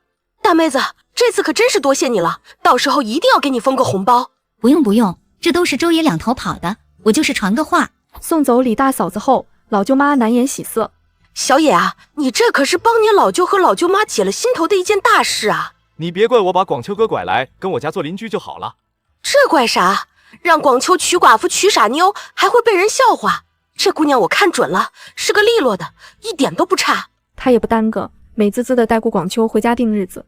你也真是的，老舅妈带的鸡蛋怕是有2斤呢，怎么都留下了？他们家还有俩孩子呢。我给广秋哥找了这么一门好亲事，吃我老舅2斤鸡蛋有啥要紧的？你还别说，今天这么一看，我觉得他俩还真挺合适的。80年的婚事进行得很快，第二天顾广秋便背了一袋粮食过来，婚期就定在了10天后。消息传开后，众人都惊呆了。张巧妹不是不愿意嫁人吗？这咋愿意嫁了啊？谁说人家不愿意嫁？她只是怕嫁出去后没人照顾她爸妈。现在这不也还是要嫁吗？老舅果然没把我们家当自己人，这顾广秋跟张巧妹婚事都定下了，还是老二出的主意，我们事先竟然一点都不知情。是会嫁过去，不过顾广秋的户口已经过到咱牛盟大队了，结婚后他会上老张家来住，跟张巧妹一起照顾老张叔2口子，以后生了孩子也会过继一个给老张家延后，但他可是能干得很呢，不是吃软饭的上门女婿。还能这样搞？那咋不能？办法是死的，人是活的吗？这个结果也让村里很多等着捡便宜的闲汉们傻了眼。野哥，我也是你兄弟呀，上次我过来跟你说老张家看中我了，你咋没跟我说这主意？不是当哥的没想为你解决人生大事，实在是这事不适合你。你以为老张家那么好说话吗？能同意我广秋哥是因为之前他来给我打地基，老张婶见过，知道他干得一手好活，又答应给老张叔老张婶养老。过户来咱牛盟大队是要下地干活，要当家里的顶梁柱的。要是让你养活你媳妇一家子，你愿意吗？李泰山愣了一下，他连自己都养不活，更别说再加几张嘴吃饭了。行了，明年跟我下地好好干活，你也老大不小了，不能这么一直混下去。我还是想混，干农活可要累死个人了。累也得干，要不然谁愿意嫁给你？话说回来，我二英呢？最近咋没见着他人？他跑其他村耍钱去了，这狗东西连招呼都不跟我打，怕我跟他借钱呢。他不追求马知青了？马知青哪有那么好追？他想多弄点钱，没钱那马知青看都不会看他一眼。现在外边风声紧，你让他注意点吧，可别把自己搭进去了。我才懒得管他呢，之前我说过他，但他都不搭理我。李泰山待了一会儿就走了，周也回屋睡觉，因为今天晚上他也要出门赚钱了。这订了婚的人就是不一样啊，看着就喜上眉梢。嫂子，你别调侃我了。不是调侃，我也觉得你比先前精神多了。我原来不也很精神吗？那倒也不是，但你原来就好像被什么压着一样，而现在看着就感觉轻快。对，就是这个感觉。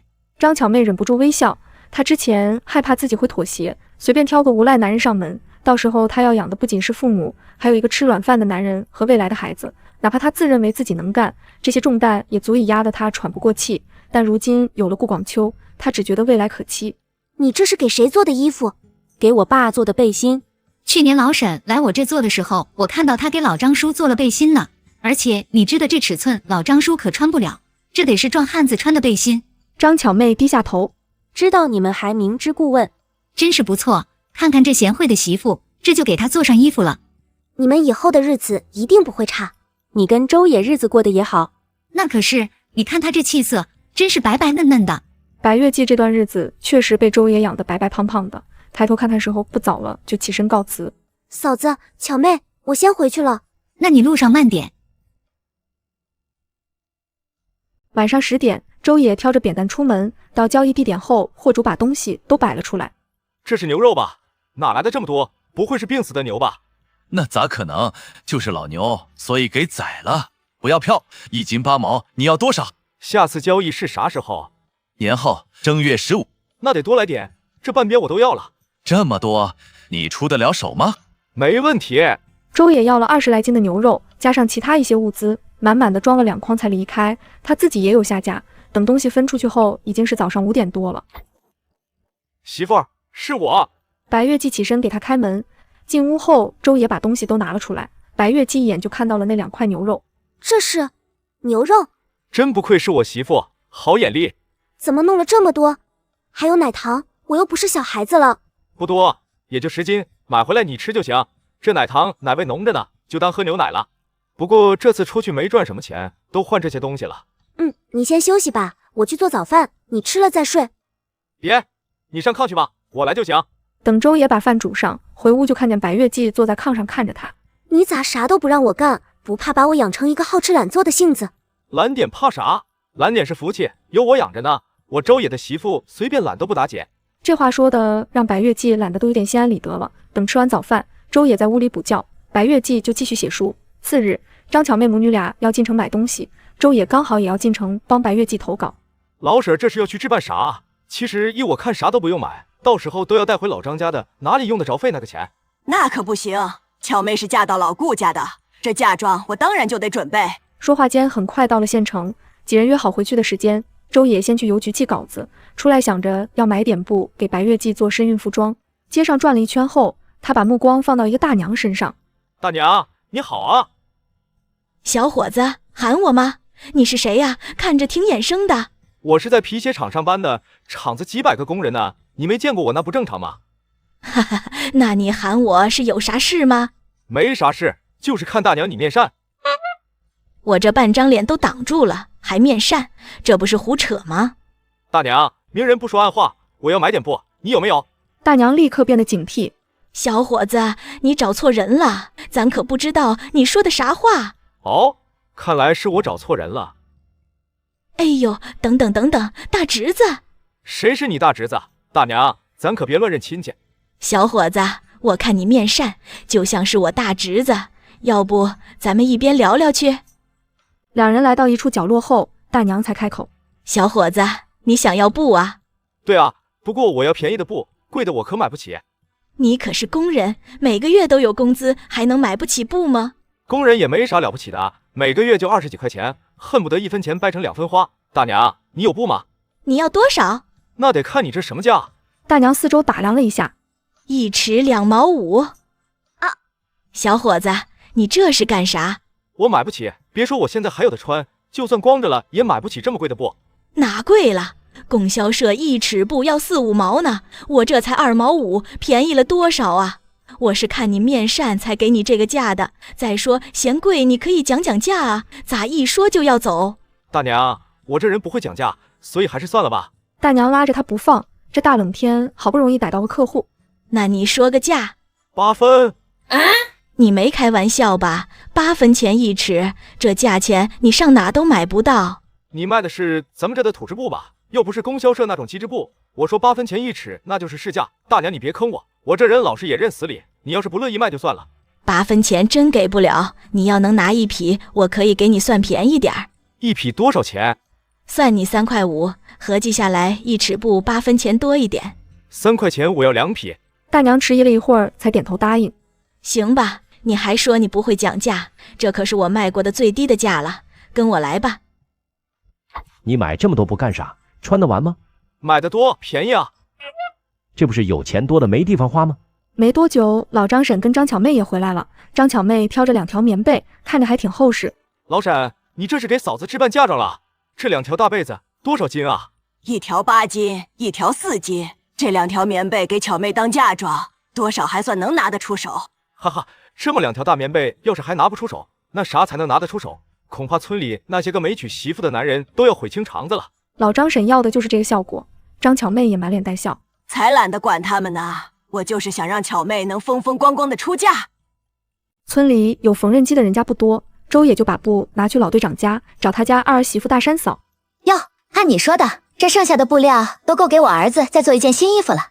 行，你这活我接了，年前就能全部做好，给你媳妇拿过去。那就麻烦大山嫂了。等周野离开，李大山忍不住啧舌。他这卖山参的钱，他是花的差不多了吧？又不是花你的钱，人家都不心疼，你倒是心疼上了。我就随口一说，你咋阴阳怪气的？这下直接把大山嫂说怒了。我咋阴阳怪气了？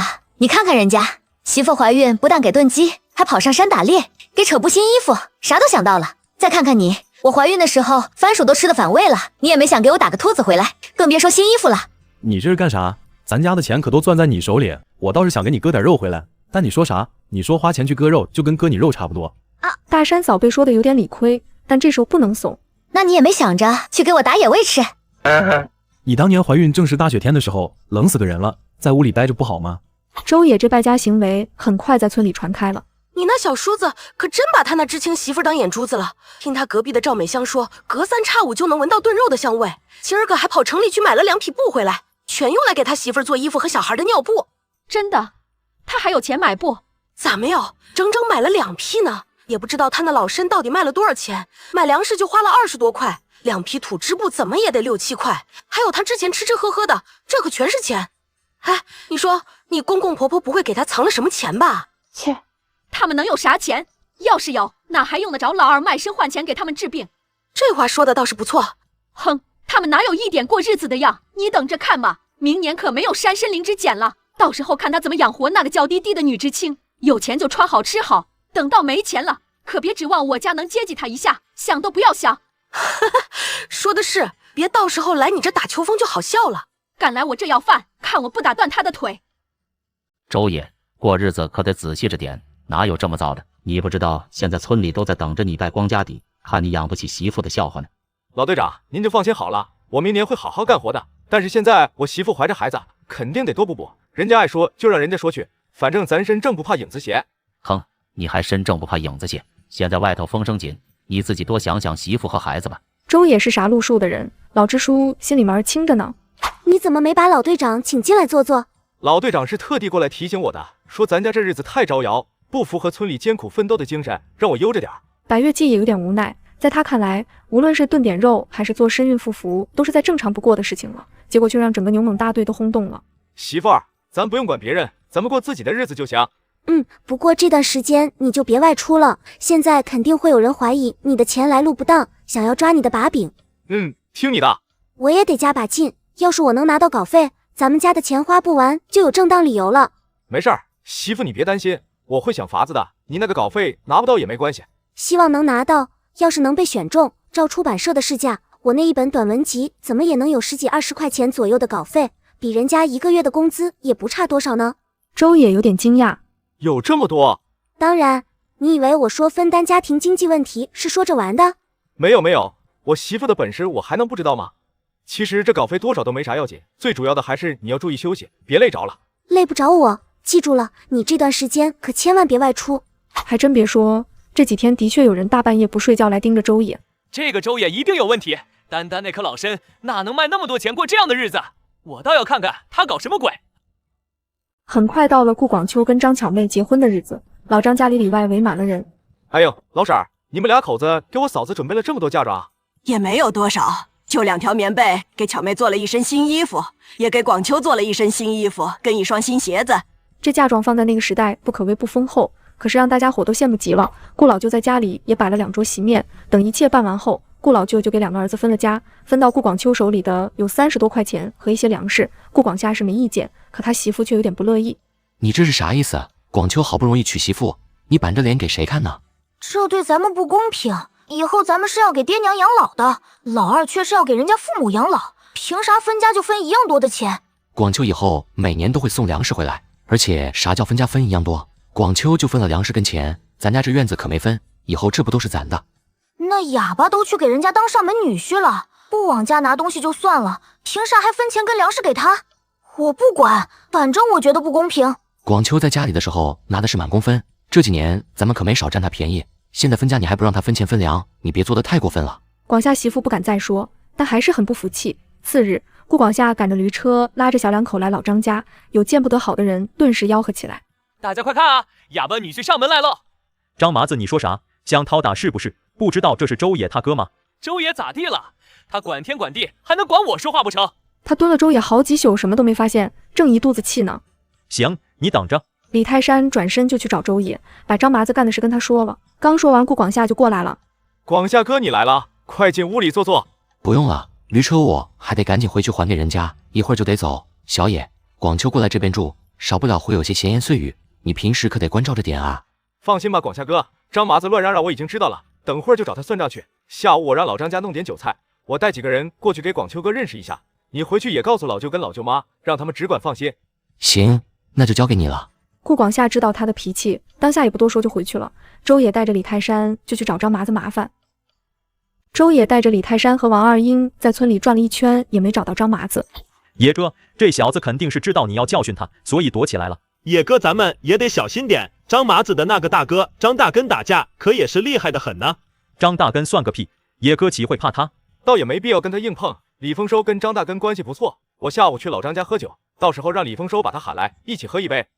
二英，你咋这副样子？嘿嘿，野哥，你是不知道，这小子可出息了，他现在跟杨寡妇好上了。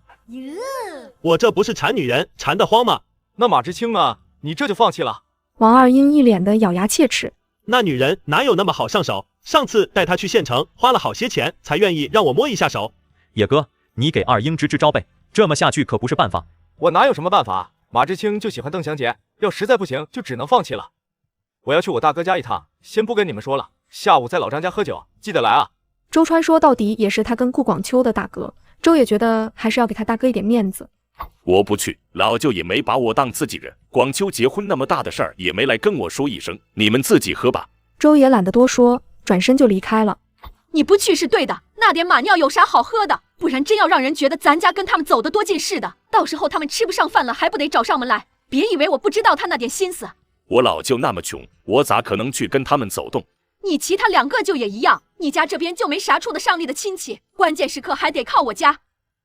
伙食吃得好，肚子大的就快。白月季不由得有点担忧，我是不是吃的有点多了？怀孕不就是要多吃点吗？你现在可是2个人，你别担心，我等会儿找李大嫂子问问。这年头的医疗水平可不大好，我以后还是要少吃点。你媳妇是头胎，的确不能吃太多，不然到时候怕是不好生。这我还真没经验，嫂子，多谢你提醒了。转眼到了腊八，周也出去串门子，李嫂子跟大山嫂过来找白月季。没打搅到你写书吧？打搅啥啊？我在家都待多少天了，你们能来坐坐，我高兴的很呢。快进屋。进屋后，大山嫂把做好的孕妇装拿给白月季，你看看这样行不行？要是不行，我再给你改改。嫂子这手艺没得说，怪不得周也专门请嫂子帮忙，这手艺怕是比女工都不差了。哈哈，你满意就好，剩下的那些等我做好了一起给你拿过来。说真的，像周也这么疼媳妇的男人，我还是头一次见。以前怎么看怎么不着调，现在咋变得这么宠媳妇呢？那是因为他真喜欢月季啊，以前是他对大队的其他姑娘都没兴趣。嫂子你可别说了，我要是早知道他要去城里买这么多布，我就拦着他了，花钱大手大脚没一点数，现在才啥时候？后边孩子出生了，花钱的地方多着呢，这2匹布买回来纯粹就是多花钱啊，我又不是没衣服，压根就不用换新的，就他是多。这一通抱怨虽然是胡扯，但李嫂子跟大山嫂都特别赞同。转眼就到了过年，顾广秋跟周也在河面凿冰，打了7、8条肥鱼，顾广秋就提了2条回老顾家给他爸妈。哼。广秋你来了，别管你大嫂，难得回来一趟，今天可一定得留下吃饭。顾广秋摇摇头，他只是过来送鱼而已。老舅跟老舅妈出去串门了，回来后才知道老二来过。老舅妈不喜广夏媳妇对广秋的态度，所以2条鱼都自己留下了。那么大2条鱼，竟然全留着自己吃，真吃得下去，也不怕撑破了肚皮。当家的，今天是大年夜，开饭之前你来2句。那我讲2句。媳妇儿，今年这个年是我长这么大以来过得最幸福最快乐的一个年，虽然我身上多了一份责任，但是我有信心一定能给你和孩子带来美好幸福的生活。我相信你，我相信你，虽然当初跟你在一起只是一时冲动，但跟你组成了这个家却是我做过最正确的决定。我庆幸我能遇到你，庆幸你是我孩子的父亲。不过领导人也说了，妇女也能顶半边天，我身为这个家的一员，也会争取跟你一起承担，一起进步，一起展望未来，携手共创美好生活。我也相信我们的国家会越来越繁荣昌盛，我们的家庭也会越来越好。媳妇儿，你咋这么有文采呢？说的真好。你说的也很好，来，我敬当家的一杯。我也敬家里的半边天一杯。第二天，大家伙相互拜完年后，一群人都聚在了老张家。白月季、大山嫂和李大嫂子坐在张巧妹那屋闲聊。月季，我咋觉得你这肚子有点大啊？她这一问，大山嫂也觉得有点不对。你这是几个月了？5个月。李嫂子愣了一下。你不会记错日子了吧？不会错的，是我们结婚那天晚上怀上的。我记得以前怀满仓的时候，5个月肚子也就是一个小包。我也是，到6个月才开始大一点。月季，你这肚子感觉都快赶上我7个月大了。真的是5个月？大山嫂跟李大嫂子忍不住又对视一眼。要不等会儿你回去让周爷喊老李婆过去给你瞅瞅。白月季也有点慌。老李婆是谁啊？就是李泰山他奶奶，咱们村里的孩子基本上都是他接生的，满仓和满库都是，就连丰收大山还有巧妹，好像也是他接生的吧？是，咱村里无论谁家生小孩，都得请他过去。不光咱们村，其他村有那不好生的，也都得专门赶驴车过来请他过去。就去年大河大队有个人生孩子，2个稳婆都没办法，大老远过来把老李婆请过去，最后才保的母子平安。听说那家是5代单传，硬是给老李婆封了5块钱的大红包。那我回去就让周爷去请。李奶奶，我这肚子是不是有点大了啊？不大，你别担心，没啥大问题。虽然是得少吃点，但还是要保证孩子的营养，每顿饭可以吃个7分饱，其他时候饿了也吃个4、5分饱，这样不要让自己饿得发慌。可大山嫂跟李嫂子都说，她们怀孕7个月的肚子也就跟我这样大。是啊，李奶奶，你可得给我媳妇好好看看啊，这肚子真有点大了。大是正常的，人家怀1个，你媳妇怀2个，要是不大才不正常。啊！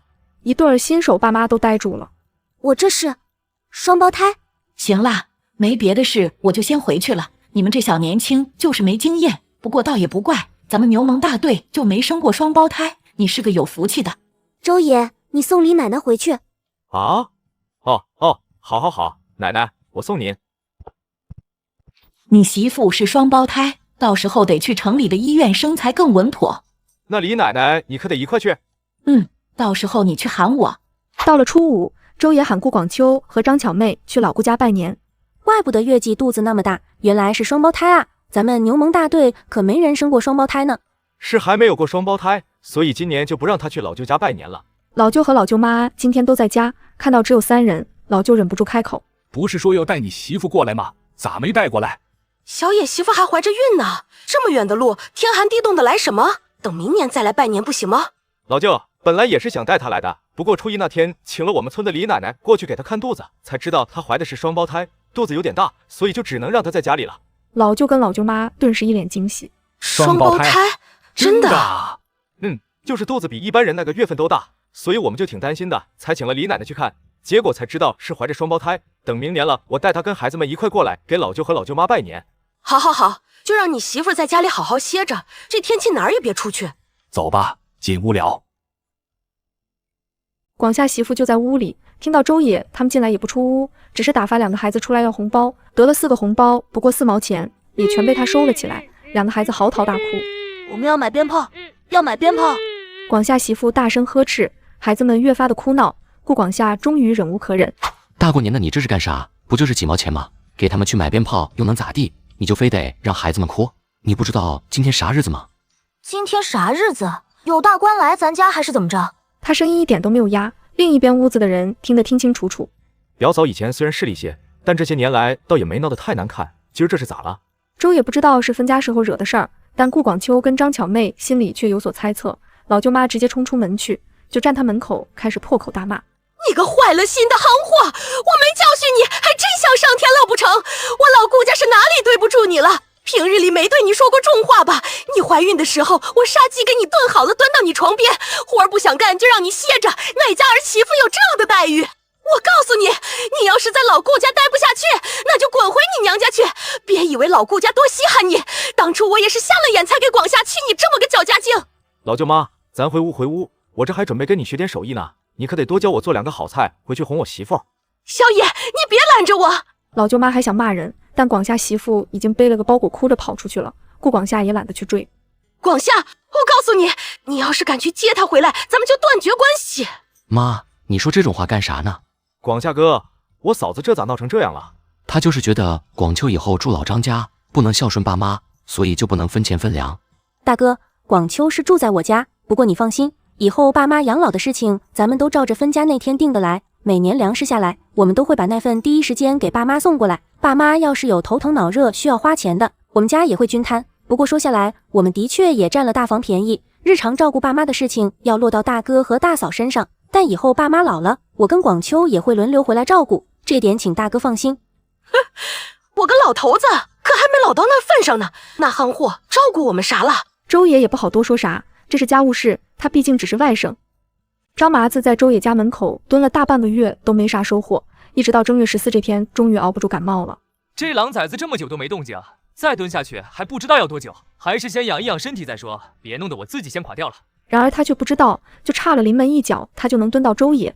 媳妇儿，家里的东西都吃得差不多了，今天晚上的交易我得去一次。那你一切都要小心点，记得我在家等你。周野大半夜就出了门，白月季躺床上有点睡不着。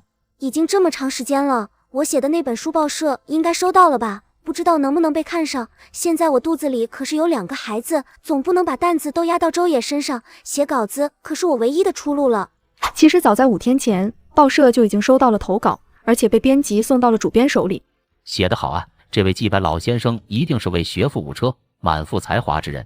是啊，不过他在信封上说，若是报社愿意录用，希望不要单给稿费，还有票券也想要一点。看起来这位先生的生活条件似乎不是很好。主编又看了眼书稿，这本书给20块钱稿费，另外再给这位老先生申请几张粮票，肉票1张，1斤的鸡蛋票和半斤的糖票。主编，加上这些也不多啊，按这本书的质量，给40块钱稿费都不算多。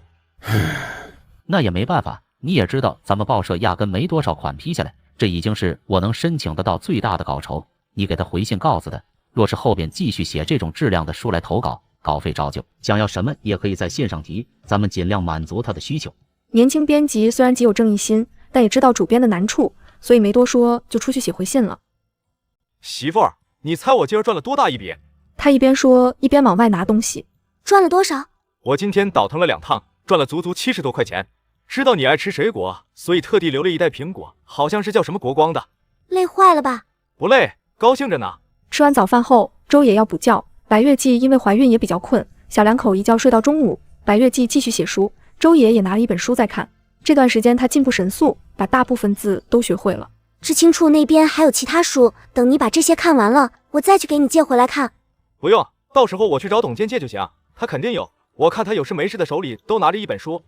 董健这人确实可以，下乡几年从没放弃过学习。按照剧情，等高考恢复，他跟邓祥杰还有杨若晴都考上了大学，以后还会走上正道。只是后来不知道得罪了什么人，竟然被人联合举报了。有空可以多跟董知青走动走动，没坏处。我看董健也是个不错的，这要是有机会，他少不了会走在别人的前头。哦，你这么看好他？这不是媳妇你说过吗？机会都是留给有准备的人，我看他就时时刻刻都准备着呢。正月15一过，年味就淡了许多，大家伙坐在村头扯闲篇。周爷，我听说你媳妇怀的是双胞胎啊？李奶奶说的应该是吧？我奶都是多少年的接生老手了，在场哪一个不是我奶接生出来的？她说是双胞胎，就一定不会错。话说到这儿，大家伙都有点羡慕，这货吊郎当的，没想到不光娶了娇滴滴的女知青，还一下得了一对双胞胎。我本来就想要一个的，哪曾想这一下就来了俩，这以后张口就要吃的，我得累死啊！不过既然来了，那我就算累点苦点，也不能让孩子们跟着忍饥挨饿，不是？这话说的还像点样子。周野笑着转了别的话题，炫耀炫耀就算了，他可不想自己媳妇被这群糙汉挂在嘴边说。大根哥，你弟弟张麻子这2天咋没见着他人啊？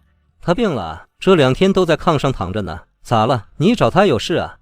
我找他能有啥事？他病了活该，谁让他天天在野哥家门外监视？张麻子在我家门外监视，什么意思？你可不要乱说话。我咋乱说话了？我亲眼撞见好几次，估计从去年年底到今年年初他都蹲着呢，这病应该就是冻的。周野看向张大根，是你去问张麻子，还是我去问他？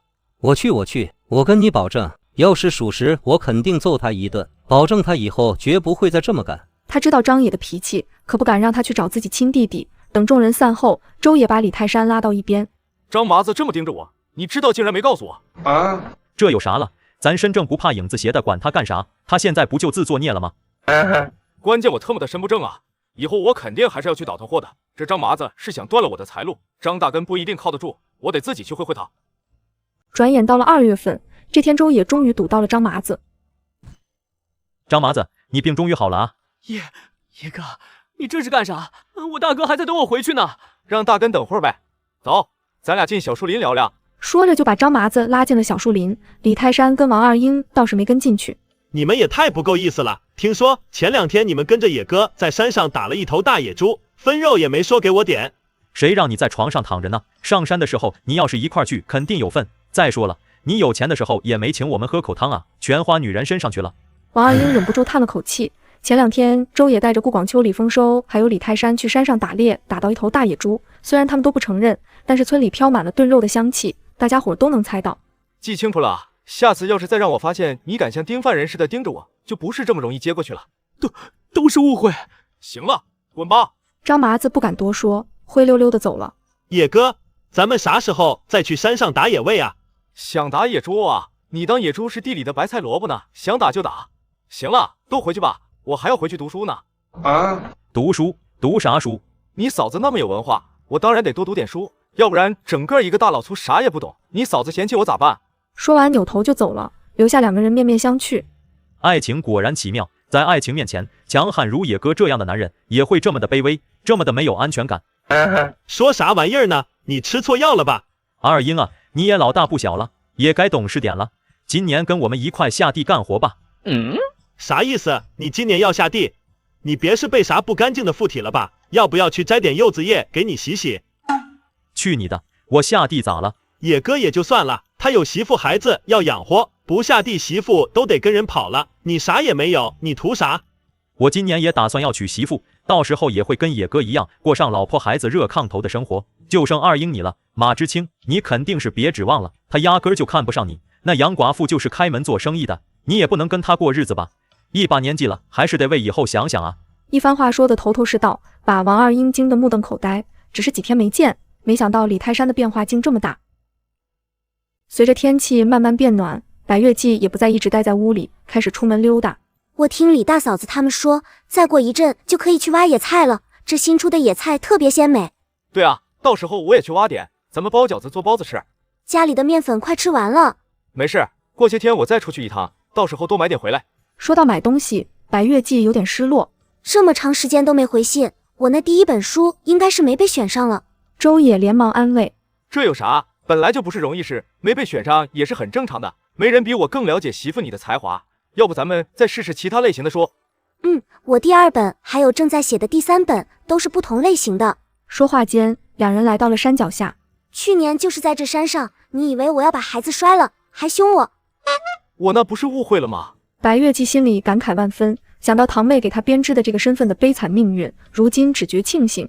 那时候我是脑袋不清楚，心思也漂浮不定，总觉得没安全感。不过你来了之后，我看到你那么紧张，那么着急，还那么护着我，宠着我，心忽然就那么稳下来了。媳妇儿，你放心，我不会让你后悔跟我一场的。我相信你，我男人是个有本事的男人。野哥，嫂子，我可算是找着你们了，你们咋上这来了啊？我跟你嫂子出来散步，咋了？有啥事吗？邮递员来了，正在门口等你们呢。好像是说嫂子那个稿子被报社录用了，报社给寄了回信过来，还有稿费要亲自签名签收，你们快去吧。真的？真的，嫂子真是太厉害了。媳妇儿，你听到没？刚刚还以为落选了呢，这信就送过来了。走，咱们快过去。泰山，你先去跟邮递员说一声，让他稍等一会儿。经过李泰山的大嘴巴宣传，周野家门口已经聚满了人。你好，你就是周野？对，我是。这是你的邮件，从省城报社那边寄过来的，因为还有汇款单一会计的，所以要你本人签收。周野接过来，签上自己名字。稿费一共是20块钱，你们可以打开信看一下对不对得上。听到有20块，众人直接惊呆了。啥？20块？没错，是20块钱。你很厉害。不是我，那书是我媳妇写的，我就是个大老粗，啥都不会。等邮递员走后，白月季先回了屋，众人围着周野问东问西。对，就是我媳妇写的稿子，我去投的，就上次跟张婶进城那次。其实这本被看上也有很大的运气成分，不是每一本都这么好运的。这可不是光写个稿子，是很费脑力的活计，要不然知青出那么多知青咋就没人去写？我媳妇这赚的可是辛苦钱。饶是他如此说，但众人还是羡慕坏了，这都快比得上正经工人1个月的工资了。这混混的运气咋就这么好？上山随便能捡到灵芝人参，还娶了个金媳妇。你这是有媳妇养了？老队长，瞧您这话说的，我媳妇就是为了给我分担养家压力才动笔的，我哪能让她养啊？今年我肯定好好干。老队长满意的点头，这还像个样子，真是个好运的小子。行了，都散了吧。媳妇儿，你咋这么厉害呢？行了，刚刚你跟乡亲们说的牛都被你吹上天了，现在就别夸我了。我说的都是实话，而且我这还是往低调了说呢。不过你也千万不要有压力，咱还是那句话，能被选上是实力加运气，要是没选上，那是书刚好不符合那个主编的口味，绝对不代表媳妇你不行。我心里有数的，这个应该能发展成为我的职业，所以你别压力太大。还有我跟你一块赚钱养家呢，刚刚老队长的话我也听到了，你不用放心上，该偷懒就偷懒，没什么大不了的，真要不想去干都可以，我养你。这话感动的周野差点流下泪来。媳妇儿，我觉得我是这个世界上最幸福的男人了，你放心，我会好好养活你们娘仨的。你赚钱是你赚钱的事，我也不能那么没出息，要是真吃起你的软饭，老队长都得看不起我。我一直知道你是个出息的男人，我只是想让你知道你不是一个人，要是累了就跟我说，我有能力为你分担。真的有20块钱？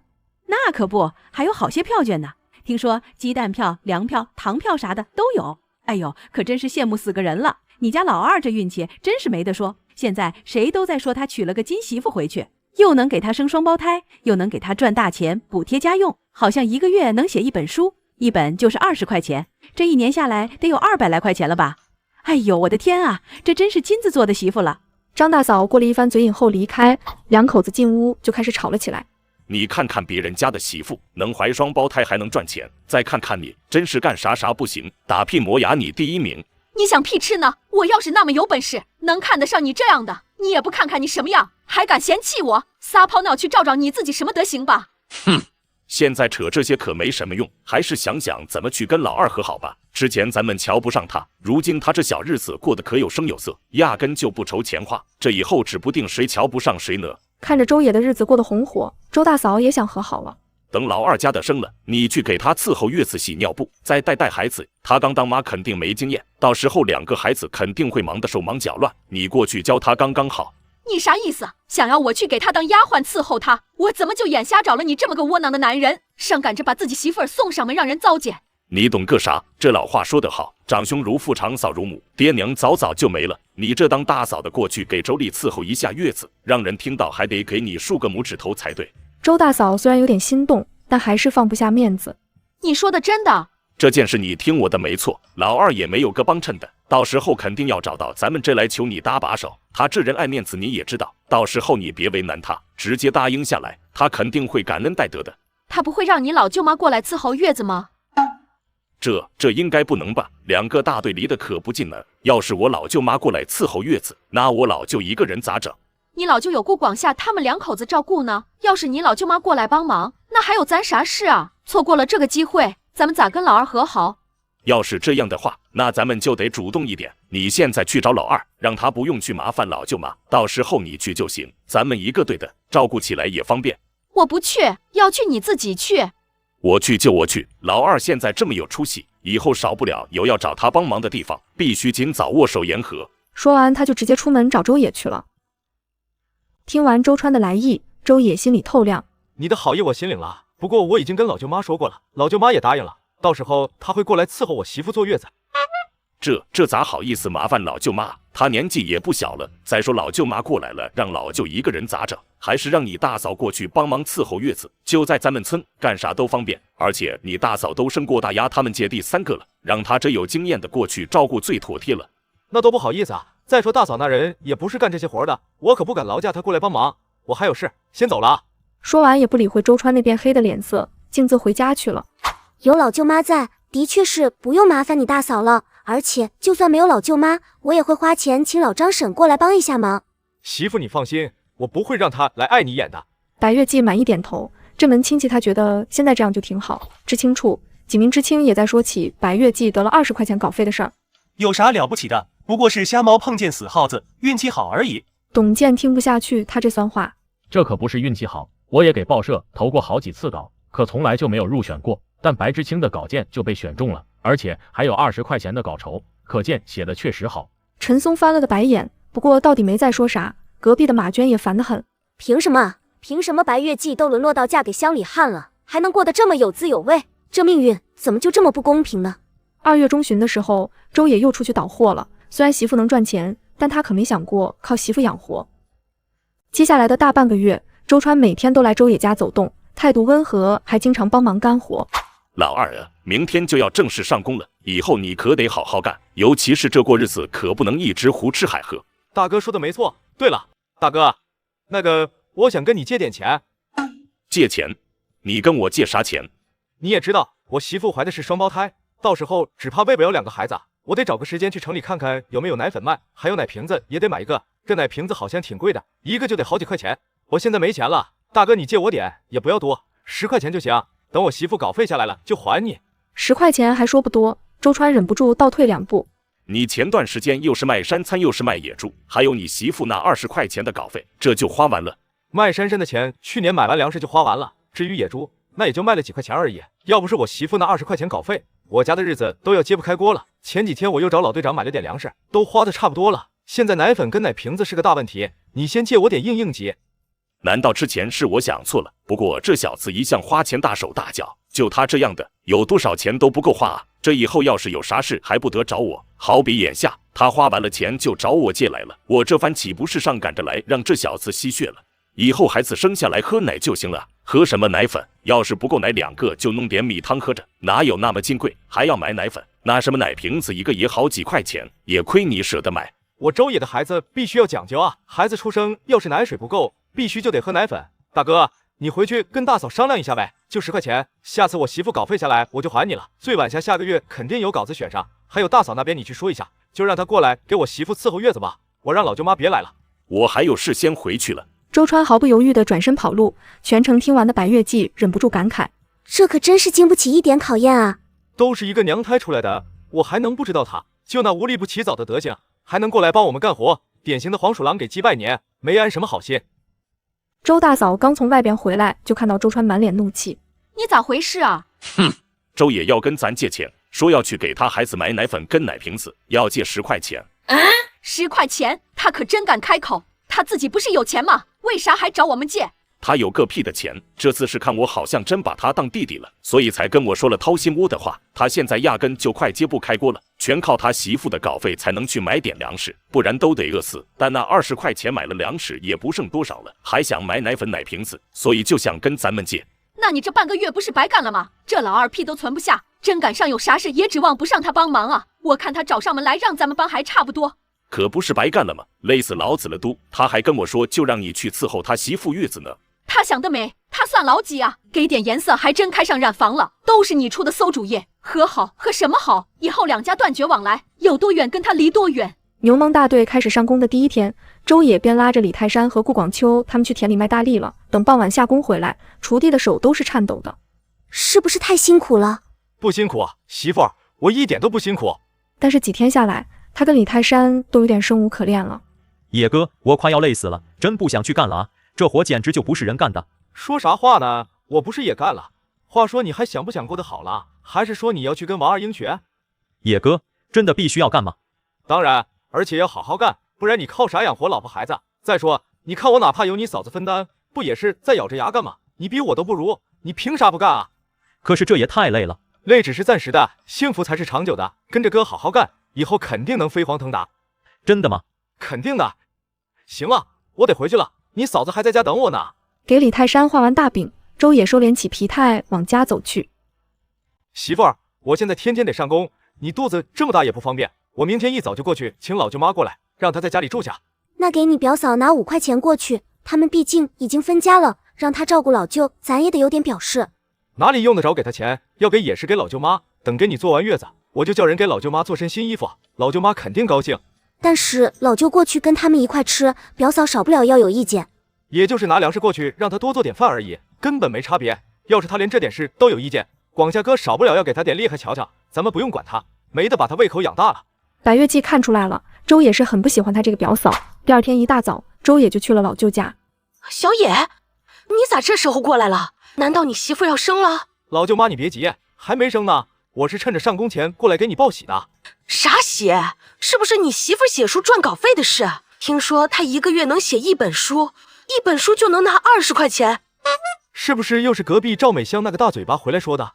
可不是嘛，说的唾沫横飞的，说你们牛虻大队所有人都知道你娶了个金媳妇回去，不光旺夫益子，还能赚钱，跟天上掉下来的仙女似的，偏偏让你这运气好的给撞着了。赵大嘴这2句话说的还算顺耳，虽然有些夸大，不过倒也是没差多少。老舅妈，我现在要上工，我媳妇挺个大肚子一个人在家，我不放心，所以我这次过来也是想请你提前过去我家住。好啊，我还正打算这2天过去问问你呢。那老舅妈过去的话，老舅就得跟广夏哥吃饭了，我嫂子没意见吧？哼，你放心，我是去给你媳妇儿伺候月子，她不敢有意见。而且自从听赵美香回来说了你媳妇儿的事以后，她还主动过来跟我说，妈，你到时候就只管去照顾表弟媳，爸就跟我们吃，啥都不用你操心。哼，那行啊，老舅妈你看哪天方便就过去，带上2身换洗的衣服，其他啥都不用带。你快回去吧，还得上工呢，别缺勤。那我回去了。这次真是要麻烦老舅妈了。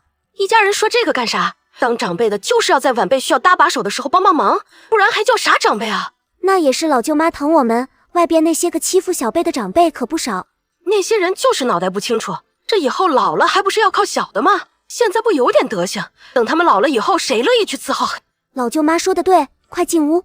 今天知道我要过来，小野他大舅妈跟二舅妈也拎了鸡蛋，想让我一块带过来，不过我拿不了，跟他们说要拿就自己过来。有老舅妈你拿来的鸡蛋，加上周野跟村里头换的，足够我吃了。老舅妈一听就知道白月季的心思了，接着白月季又说起周大哥2口子的事儿。那2口子就不是什么好东西，跟他那2个舅舅学了个10乘10，知道你们有好的了就凑上来，一听你们要帮忙了就立马甩开。老舅妈不用生气，这些人啥样的我们都清楚，我跟周野就认老舅跟老舅妈，其他的什么大舅二舅我都没听周野提过，之前就这么过来了，以后也是一样。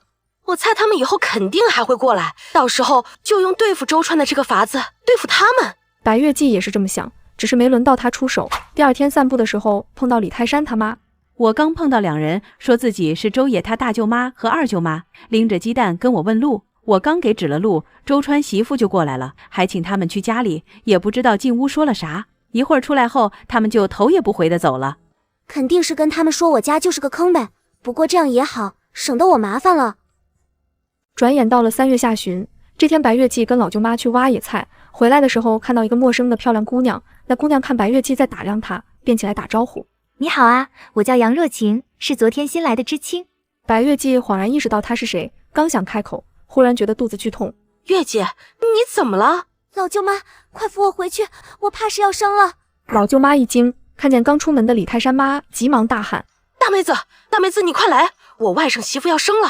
李泰山妈听后，赶紧跑过来扶着白月季：“别慌别慌，你婶子我生过5个呢，有经验，你站会，站会，那感觉就过去了。”白月季脸色发白，但站了几分钟，肚子下坠的感觉确实消减了下去。杨若晴在远处站着没动，她跟这些人不熟，可不想凑上去出啥意外被赖上。老姐姐，你先扶她回去，我去喊我婆婆。婶子，你再叫个人去喊周野回来，我得去医院生，她要陪着我去交钱，跑上跑下都得她来才行。李泰山妈这才想起来她是怀了2个，看我差点都忘了，这还真得她跟着去才行，我让人去喊她。随后老舅妈扶着白月季回家，李泰山妈急匆匆去喊人：“野哥，嫂子咋样了啊？还在里面生呢，你奶奶也在里面陪着。”野哥放心好了，嫂子那么有福气，一定很快就好了。顾广秋把篮子递给周野，示意他先吃点。周野虽然没有胃口，但也知道要吃饱了才能有力气。泰山，你们咋来了？给奶奶还有我嫂子送点吃的来。老李婆看了看竹篮，又见周野满脸担心，就道：“放心，你媳妇没事，不过没那么快，你可以先眯一会。”老李婆接过老舅妈递来的竹篮，转身又进了产房。李奶奶，我什么时候生啊？这都这么久了。第1胎本来还要折腾的，但你速度快，这都开6指了，等开10指的时候就能生。你先吃点东西，吃饱了才有力气生。等到半夜12点，产房里突然传出一声响亮的婴儿啼哭声。野哥，嫂子是不是生了？生了，是生了。也不知道是男孩女孩。野哥，你是喜欢儿子还是喜欢闺女？我觉得2个怎么着都得有个儿子吧。要是一儿一女的就刚刚好。儿子闺女都好，都行。也不知道我媳妇咋样了，你奶怎么还不出来？有我奶在呢，你就放100个心吧。再说这就一个孩子的哭声，还有一个呢。野哥，你别那么激动，我看你来回走一晚上了，先坐着，别嫂子生孩子的没啥事，你门外等的倒是先累趴了。没过几分钟，又是一声啼哭，周野高兴的大叫：生了，都生了！又过了半个小时，老李婆走了出来。李奶奶，我媳妇咋样了？她咋样了啊？老李婆对她先问自己媳妇情况的表现很满意，所以也没逗她。母子3人都平安，恭喜恭喜！